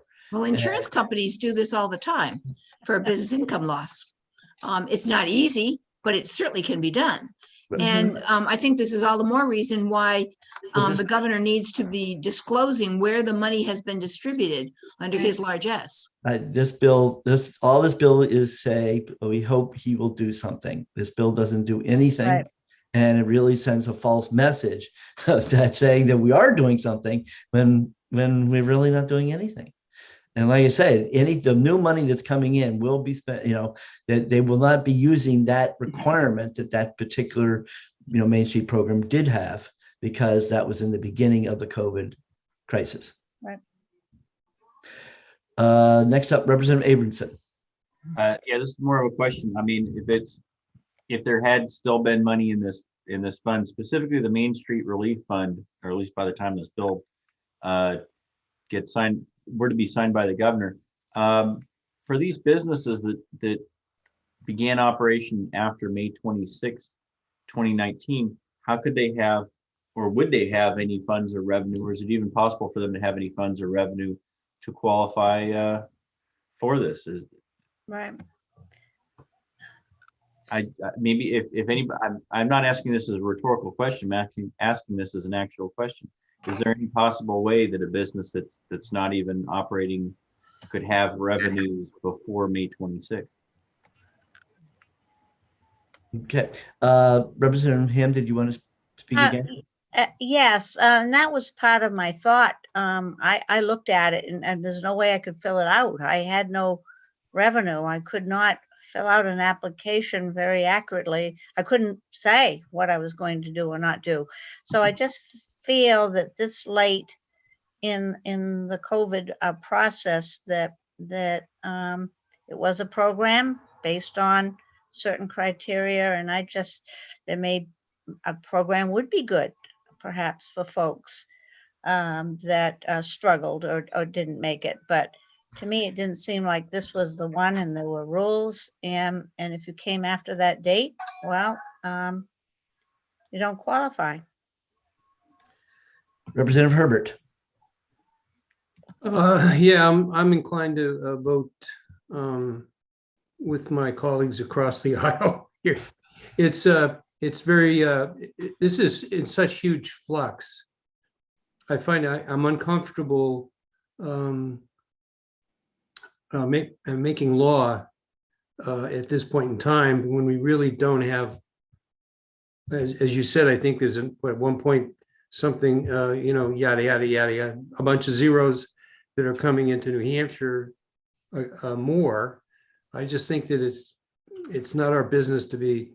It'd be nice if we knew what the governor was doing, but absent that, I'm very uncomfortable passing legislation that would make decisions of this kind. Representative Abel.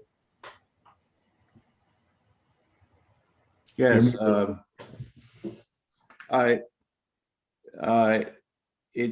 as I read this very short bill, it does reference eligibility for the Main Street Relief Fund, but then it goes on to say that anyone who was not eligible for that would be available for federal relief, and it doesn't specify that it has to come from that program. It just says that you can be eligible for further relief through any program as long as it comes from the federal government.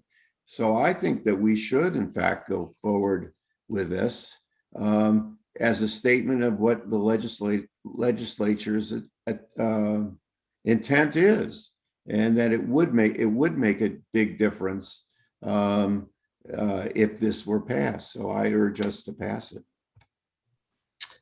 And Representative Bolio, you've spoken already. No, do we know that they're about the status of the Main Street Relief Fund? Is there like no more money in the fund? Do we know that for sure? Yes, that was a short plan, short program. And is the fund still available? I mean, not the funds, but is that mechanism still available? Do we know? No. Because if the federal money comes in to the state, he might put it in the Main Street Relief Fund and call it that. I have full confidence that the governor heard about the problem, what happened, and will make sure that those businesses will not be negatively affected. He doesn't need this legislation to tell him that. Thank you. Representative Abramson. Yeah, I'm still trying to figure out if there's any possible theoretical way that this could do something. The bill says, to the extent permitted by federal law, federal relief funds received by the state of New Hampshire to assist businesses affected by the COVID-19 pandemic shall be made available to businesses that were not eligible for grants from the Main Street Relief Fund because their businesses were established after May 26, 2019. I mean, it just, does the bill do it? Does the bill do anything that the governor can't do already right now? No.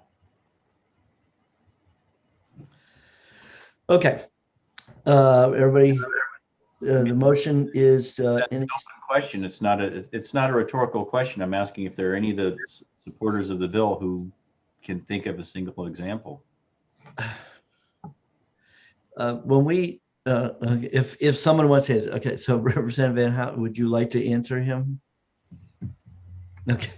No, I have something separate. Okay, so just so you understand, Representative Abramson, you might not meant it to be a rhetorical question. You wanted an answer, but that doesn't mean anybody has to answer you. So, yeah, Representative Van Houten. I was just going to say, we intend to meet in 2 weeks anyway to consider information on another bill. Is it possible that we could get someone in to clarify the direction as we know it to be today and to make a better judgment on the basis of that information? Well, I mean, he hasn't taken my word for it, but you really want to delay this bill? Okay.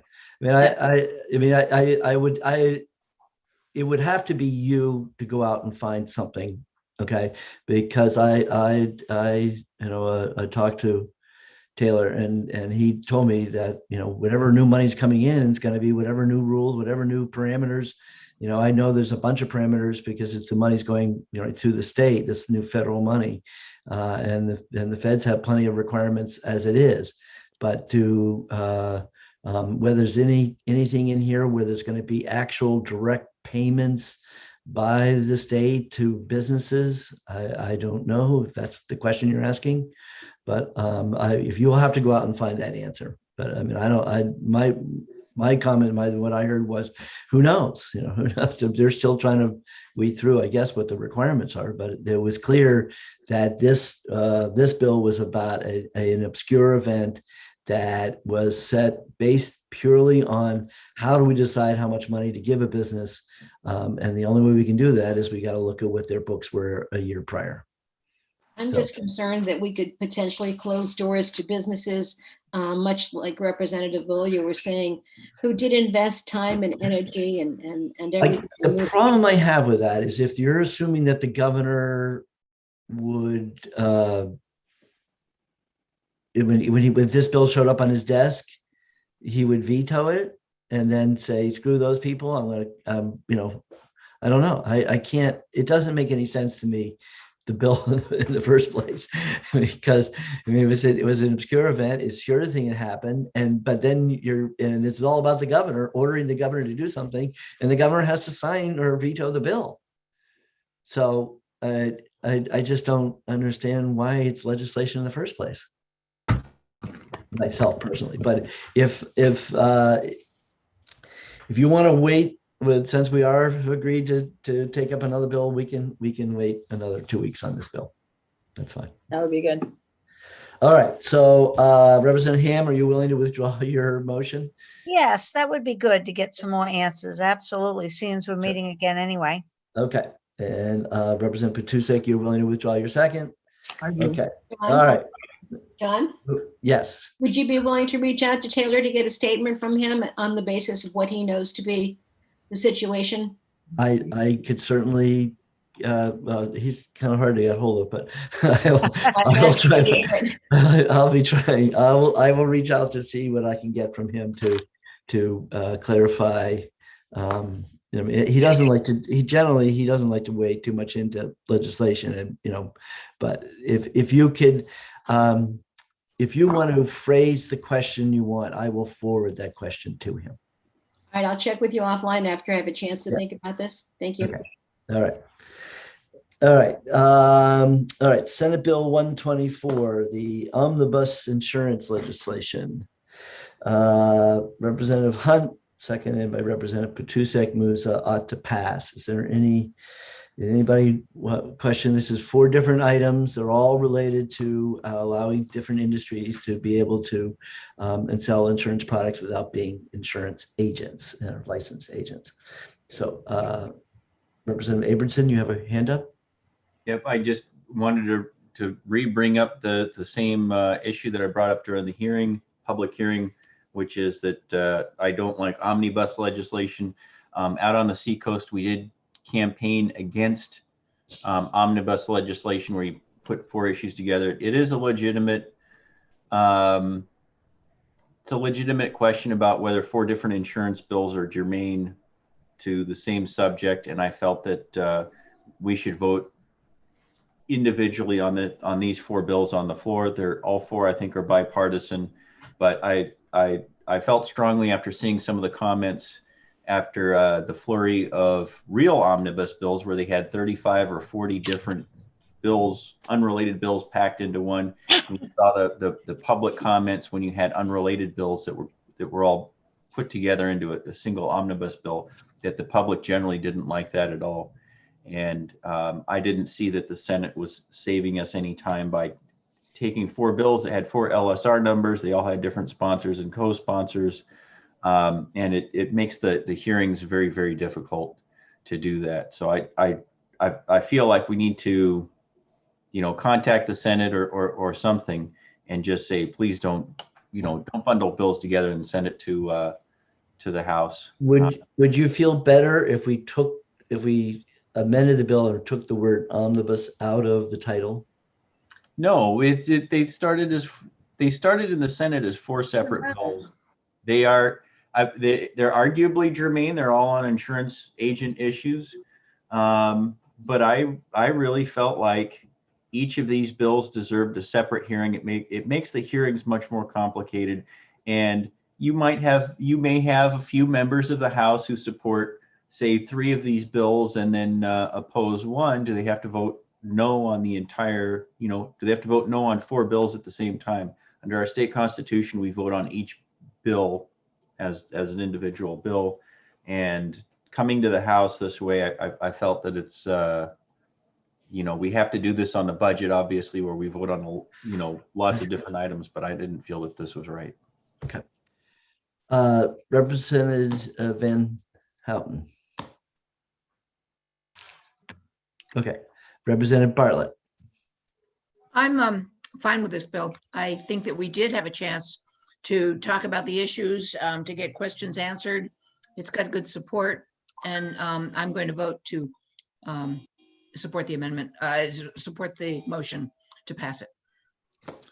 Okay, I mean, there's really no opposition to this bill, and Max, if you want to vote against, no, that's you're entitled to doing that.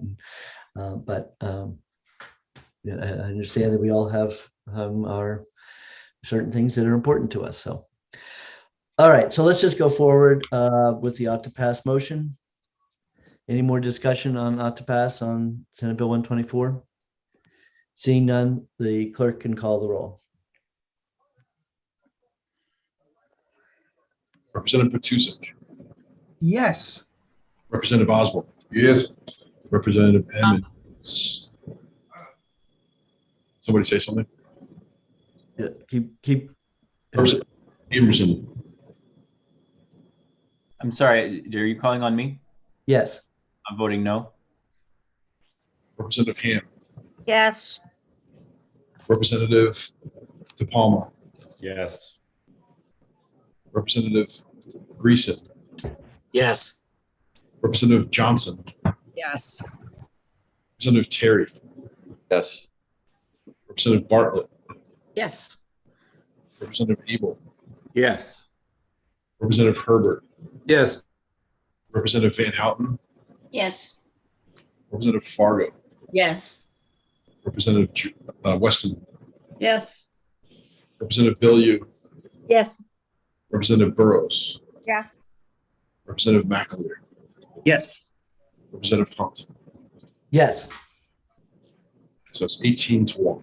All right, Representative Aberson, do you have a problem placing this on the consent calendar?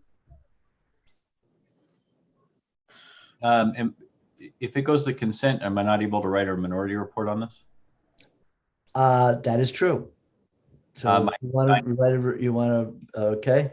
And what would your minority report motion be? I don't think we have the ability to amend it. I wanted to say OTPA, but the House clerk said that we need to do OTP. You have to have the amendment. You would have to have an amendment drawn up, correct? ITL, but I'll correct that in the blurb. Okay, so your Aberson's motion is ITL. Okay.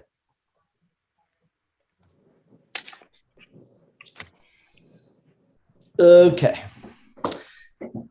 All right. Senate Bill 125.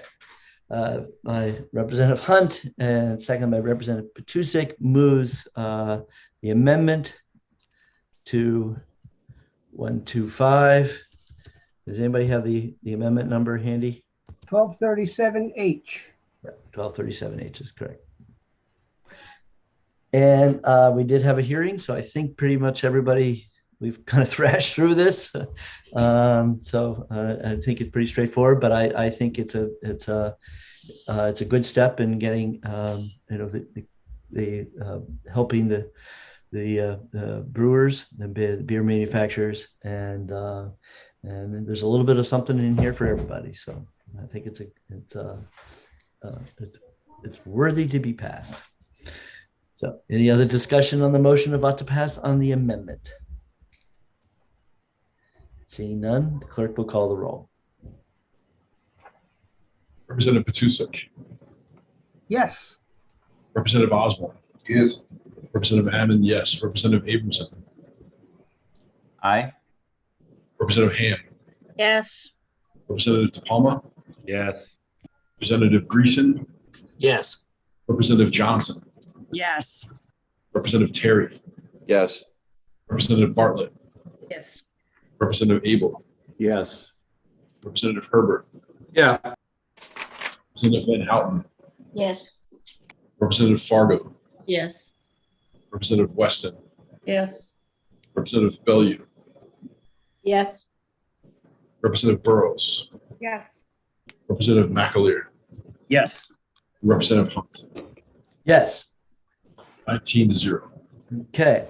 Representative Hunt, seconded by Representative Petusik, moves ought to pass on the amendment. And Representative Van Houten, I recognize you. Oh, okay. Is there any discussion on the motion about to pass as amended? Seeing none, the clerk will call the roll. Wait. Wait. Oh, we do have a question. Representative Van Houten. I'm sorry, I miscued on that last item and I apologize for that. I did vote for the amendment. For the most part, I believe that amendments do clarify and make better the underlying bill. However, with the addition of the amendment, we end up with what's essentially an omnibus bill. You've heard me speak at least 3 times about the 3-tier system and the erosion of the 3-tier system. I see this bill as part of a big Jenga game, that structural wooden game that we pull pieces out, hopefully not knocking over the structure. I think there's so much here that it isn't, whether the 3-tier system should or should not exist. This is something that will erode it without being able to fix it. I found it very interesting that Representative Abramson and I agreed very definitely that this kind of bill is something that should go through a subcommittee. John, you've committed to having subcommittees. The liquor subcommittee might be a place to vet this type of thing, maybe teasing out pieces or whatever the case might be. Even a ad hoc committee during the summer, a group of people who care about what's going on with the Liquor Commission. I think we just have a whole lot going on here. I think that we've mixed in direct shipping. I was looking over Kate Fry's email. As you know, I do kind of review my bills both the night before and in the morning afterward. And she asked some good questions about maybe we should clarify training for age verification and for over-service of young people, prohibiting delivery to college addresses. There's just so much going on here. As you know, I've worked on liquor bills for 4 years. I was on the subcommittee as chair last time.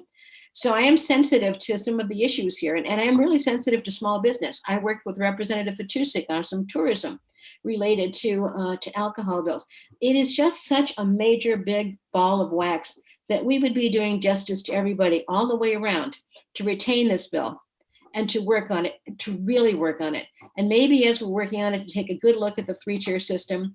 I'm not saying whether it belongs or doesn't belong. It's a skeleton that has been fleshed out in a variety of ways since after Prohibition is my understanding. And I do think that we would all be benefited by slowing down on this one. This is just way too much. I do, and I appreciate that you had the separate hearing on it, by the way. I think that was very helpful. But that just elucidated the problem that so much is going on that we need to slow this one down. We really need to, I believe we need to vote to retain, and therefore I will be voting against the OTPA and hopefully to present a retain motion afterward.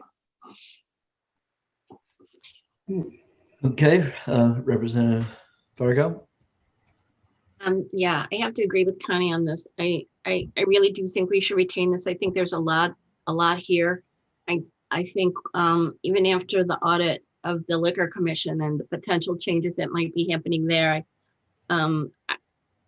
we've spent a lot of time on liquor over the last couple of years, and I just think it needs a little bit more discussion. So I support Connie's idea of retaining this and either having subcommittee take it over or something like that, and see if we can move it forward after that. Representative Bartlett. Thank you, Mr. Chair. It's funny that even the lobbyist, Henry Vayu, had to talk to you and me and to others on our committee over the past week because of some of the confusion over the restaurant and lodgings position over the past month or two.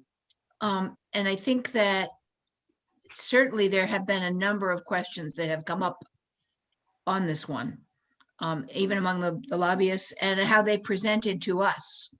I know that the last position that the Restaurant and Lodging Association has is that they're now neutral on it, where they had been pretty opposed to it in the beginning.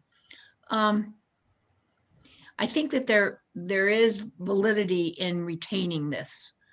Yes, I think the amendment made it a better bill, but I have to agree that there's an awful lot to consider as we continue to pass bills that are eroding the three-tier system. So I will vote against the OTPA with the hope that we could retain. Okay, Representative Patusek. Thank you, Mr. Chairman. As somebody who's been fairly intimately involved with this bill also, and the manufacturers and the nanos and the brew pub people all are positive as to what they can do, and this will result in more revenue for them and help the small businesses in the state of New Hampshire.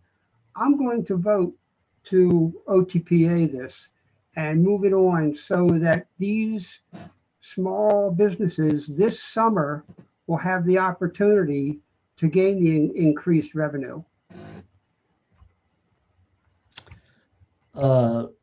Representative Van Houten, do you wanted to speak again? Yes, this time I do. Thank you.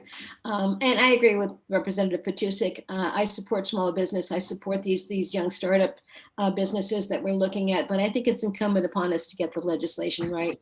We are in a bit of a sweet spot right now. We have the audit and some of the changes that have happened and some of the changes that may happen. We have lots of legislation happening. We have some lessons coming out of the COVID pandemic that relate to liquor and liquor procedures going forward. I think it's a really good time. It's a sweet spot for us to sit back, take a look at this, get a subcommittee, even if it's an ad hoc committee. I see the issues as being bipartisan. I've worked very well across the aisle with people on these issues, and some of us have had similar sentiments regardless of party. It's not a party issue. It's an issue of getting this right. The economic backbone that is provided by the Liquor Commission and by the liquor sales is well worth getting it right. And I just think we have a doorstop where we can finally say, hey, look, if we take a few months, we can make this better. And I hope we would consider that.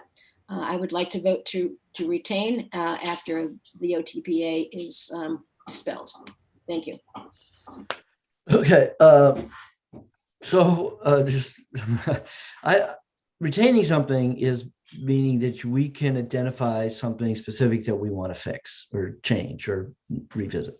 I haven't heard anything specific other than this global retaining and frankly, when it comes to New Futures, New Futures' mission is if they had their druthers, we would be going the complete opposite. We would be cutting off licenses. We would be reducing the amount of people, they get access to alcohol, and because that's their mission statement. So I'm not sure that's something I'm going to hang my hat on and why I should retain a bill. And if they feel some of those issues are important, they certainly, I can find you as a sponsor and you can sponsor those bills. This discussion about three-tier, I really want, make it clear to everyone. The three-tier is a theoretical concept, okay, in terms of how it's built. And we will always have the three-tier. We always, because the tiers are easily identifiable and their purposes and missions are identifiable. What we've been tearing down was the three-tier created artificial barriers inside each of those tiers. That was at the time was rationalized is that maybe this will help the prohibition. But I think that Andrew Klein's editorial was right on the money when it said was, no, it was really just to protect those three different tiers and protect their little monopolies. And I don't think anybody wants to promote monopolies.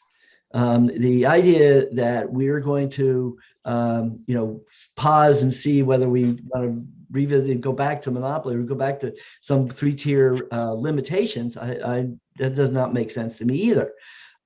So I caution everyone. In terms of what this bill is, you could say this was a COVID bill, by the way, because this was the senator was working with the beverage manufacturers and saying, what can we do to help your industry? And some of these items were identified in a report that the Liquor Commission did, it's going on about 6 or 7, 8 years ago. And some of these items were in that list. So these are issues that are being addressed. The restaurant and hospitality, I mean, all due respect, they were trying to protect their tier. Was they didn't like the idea, they never liked the idea that beverage manufacturers were selling beer and serving beer, right? Because in their minds, on the three-tier, they're the only ones allowed to serve beer. Okay, and because they're the only ones with the on-premise license, and nobody else should be able to do it, and that's protectionist and that's monopoly. I mean, not necessarily a good idea, but we made the decision, and I believe it was you Democrats who you were in the majority at the time, that to give a one winery that the idea that they could have one retail location.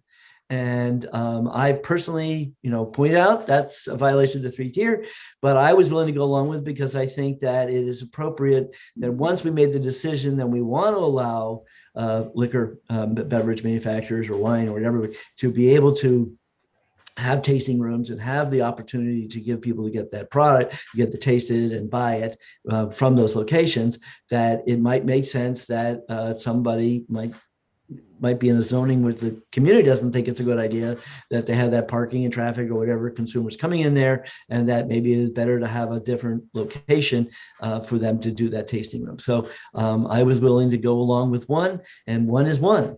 And I know that the restaurant hospitality is concerned that, the old Campbell's nose on the tent, that once you have one, then, what's to stop you from then going to 10? And I can assure you that I have no intention of voting for more than one, and that was reassuring for them, and that's why their position on the bill has changed, but that they're still fearful of that, that someone that would take away their special privilege, which is that they were the only ones allowed to serve liquor. So all I can ask is that if you can really show me something in here that really needs to be fixed, or whether I feel the bill is well worked over, we really fine-tuned it, and I think we've done a good product, and that's why I had another hearing, just to make sure we're all okay with it. So unless we can really find issues that are blatantly a problem that need to be fixed, I think retaining it is not a good idea. So I'll let you have the last word, Connie. Thank you. And I do defer to your expertise on this, and we've worked collegially together for years on liquor bills.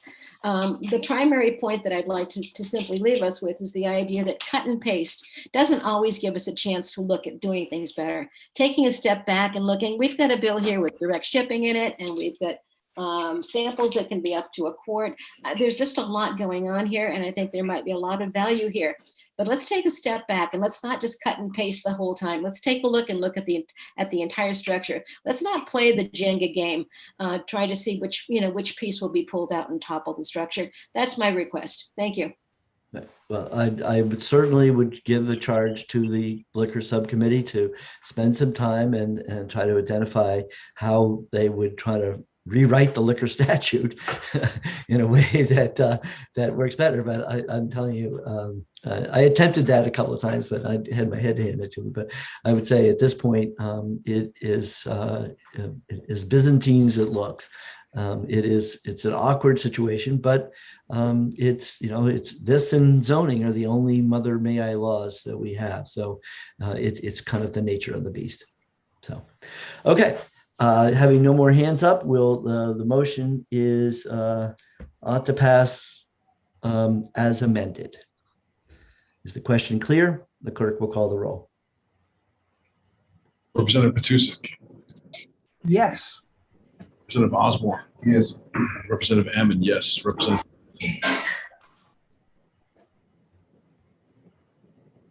I don't think he heard you. Aberson. Oh, aye. Yeah, your voice went out for a second. Representative De Palma. Yes. Representative Greason. Yes. Representative Johnson. Yes. Representative Terry. Yes. Representative Bartlett. No. Representative Abel. No. Representative Herbert. Yes. Representative Van Houten. No. Representative Fargo. No. Representative Weston. No. Representative Bellew. No. Representative Burrows. Yes. I think you missed me. Ham is yes. Did I miss you? I apologize. Representative Hammond, yes. Okay. Made the note. Representative, who did I call last? Representative Bellew? Yes. Representative Burrows? Yes. Representative McAleer? Yes. And Representative Hunt? Yes. So it's 11-8. Okay, is there going to be a minority report? I'll work on one. Okay. And what the minority motion? Your motion would be? Retain. No. Mr. Chairman? I don't think you can use that motion. Okay. Mr. Chairman? ITL. ITL, okay. Oh, I have to raise my hand. Yes, Representative Terry. Thank you. Mr. Chairman, could we have the clerk please read back the roll and the votes that were recorded? Sure. 11-8. Agree. Yeah, the 11-8 doesn't sound right. That doesn't sound right, Mr. No, Chairman. it doesn't sound right either to me. At 13. At 13-5. Yeah. All right. Should we just call it again, or do you want me to read it? What you go down the list Gotta and do it over. or I don't know how, because you're doing that by computer, right? It's on a Word document. It's We a need to get to- Word document. Okay. Don't we need to get to 19? We're at 19 with 11-8, but I believe that Representative Herbert and Representative Burrows and Representative McAleer And Representative Bellew. So this needs to be done again. Yeah. Bolio did vote no. No, she voted yes. I voted yes, but I wanted to vote no. Thank you. Okay. Maybe this will be dangerous. All right. All right. So why don't we go through the roll call one more time? Thank you. Yeah, Representative Matusik. Yes. Representative Osborne. Yes. Representative Ammon. Yes. Representative Abramson. Aye. Representative Hand. Yes. Representative De Palma. Yes. Representative Greason. Yes. Representative Johnson. Yes. Representative Terry. Yes. Representative Bartlett. No. Representative Abel. No. Representative Herbert. Yes. Representative Van Houten. No. Representative Fargo. No. Representative Weston. No. Representative Bellew. No. Representative Burrows, Yes. Representative McAleer, Yes. Representative Hunt. Yes. 14. The last two on the Democrat side misplaced, so it's 13-6. Thank you for catching that. Okay. 14-6? 13-6. 13-6. 13-6. 13-6. All right. There we go. And Representative Bila will have a minority report with an ITL. Yep. Okay. Thank you. All right. Last but not least, Amen. Senate Bill 138 relative to investment metal contracts. Representative Ammon, second by Representative Patusa, moves ought to pass. And Representative Ammon, do you want to speak to your motion? I do.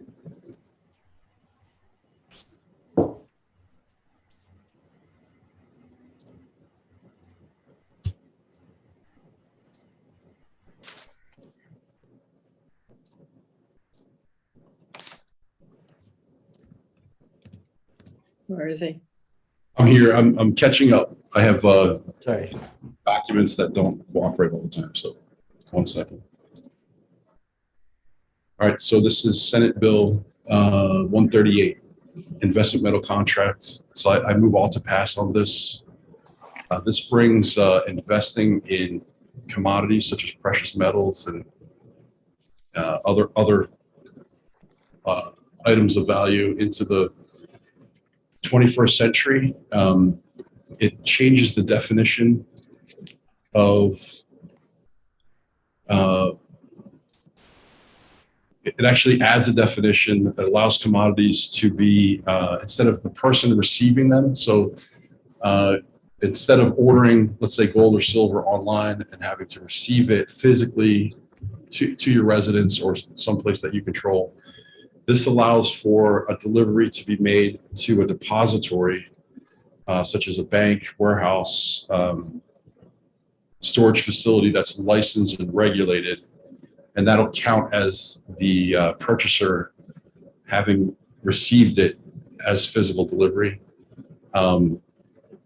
We had some testimony on behalf of this bill that this is common practice in other states and that we need to update New Hampshire's laws to allow this. If you have a significant amount of gold or silver in your physical residence, you're at risk that someone might break in and steal it from you. You have to provide your own security. By allowing it to be delivered to a physical depository who does that for, as a business model, they have increased security, and that takes some of the risk off of citizens that are engaged in this. So with all those reasons, I move all to pass on Senate Bill 138.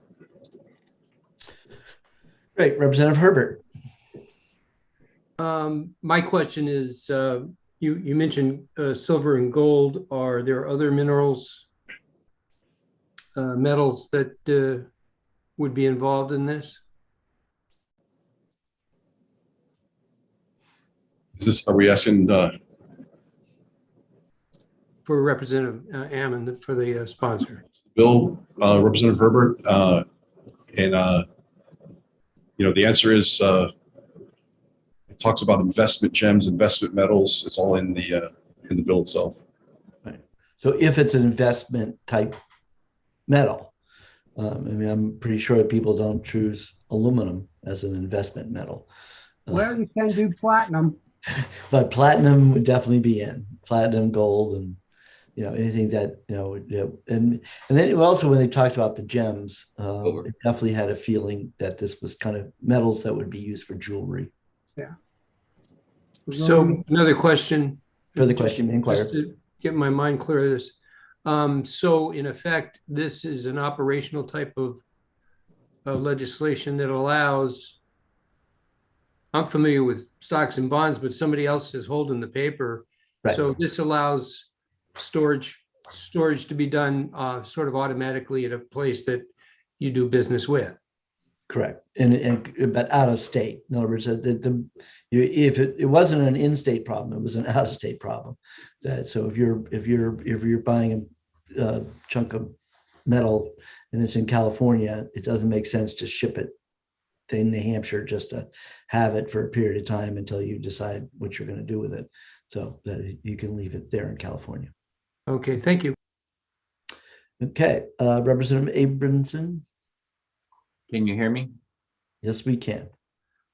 So I'm looking at the text for SB 138, and the website says that this is relative to consumer protections against profiteering and necessity. So I support one bill and not the other. So when I talk to legislative services, and there's been a difference between one version of a bill and another, they go by what's on the website, and what's on the website is this bill by Senator Sherman, and it's the one saying you couldn't increase prices, and there were some structural problems with that bill. So I'm wondering if we're voting on SB 138, which So what you're looking at was the original underlying bill. It says as introduced, but what we're looking at is as amended by the Senate. Okay, I don't have the text of that. I was able to bring it up off of the Gen Court website. Go to Gen Court, type in SB 138, and I pulled up the PDF version, and I have it from. Yeah, if I yeah, I'm not sure how you're certain, but yeah, because I always go to the committee and I see bills are in committee, and okay, Representative McAleer.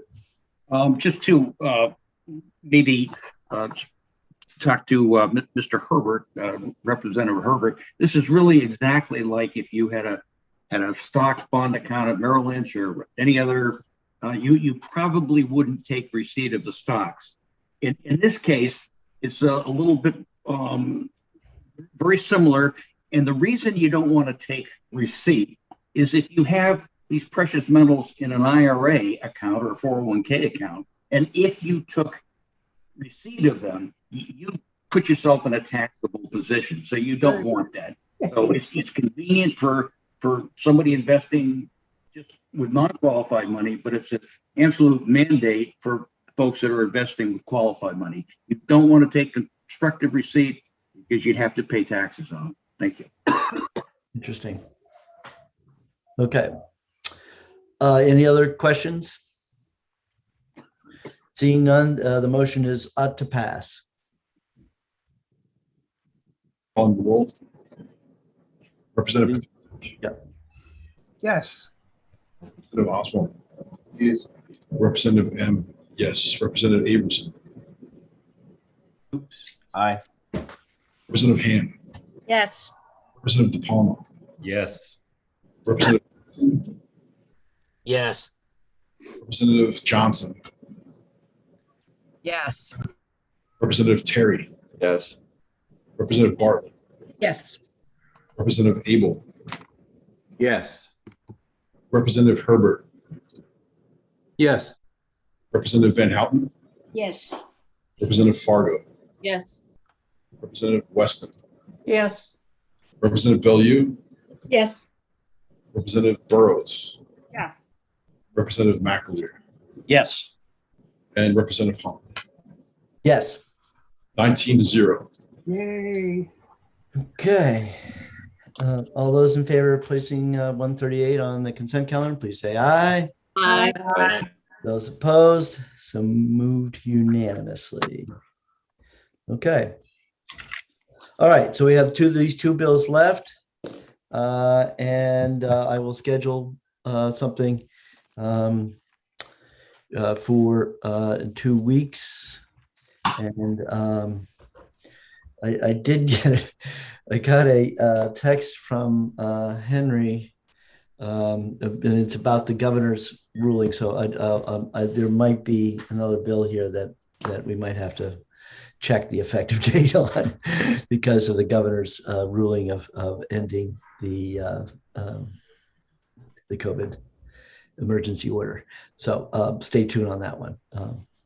Other than that, I'll see you all in a couple of weeks. Mr. Chairman, Okay. real quick, give you a heads up. The Grafton County Executive Committee is meeting on Monday, the 24th. So if you can not schedule this for that day, to get back together on that day, that'd be great. Go for the Tuesday, the 25th. That meeting's not till 4 o'clock, though. We usually are done by then. And I think Rockingham County's meeting on Friday. Mondays and Fridays. I try to avoid I know. session day, exec sessions on Mondays and Fridays. So, okay. So I'm going to aim for Tuesday, the 25th. So, all right. The chair rules that we are adjourned. Aye.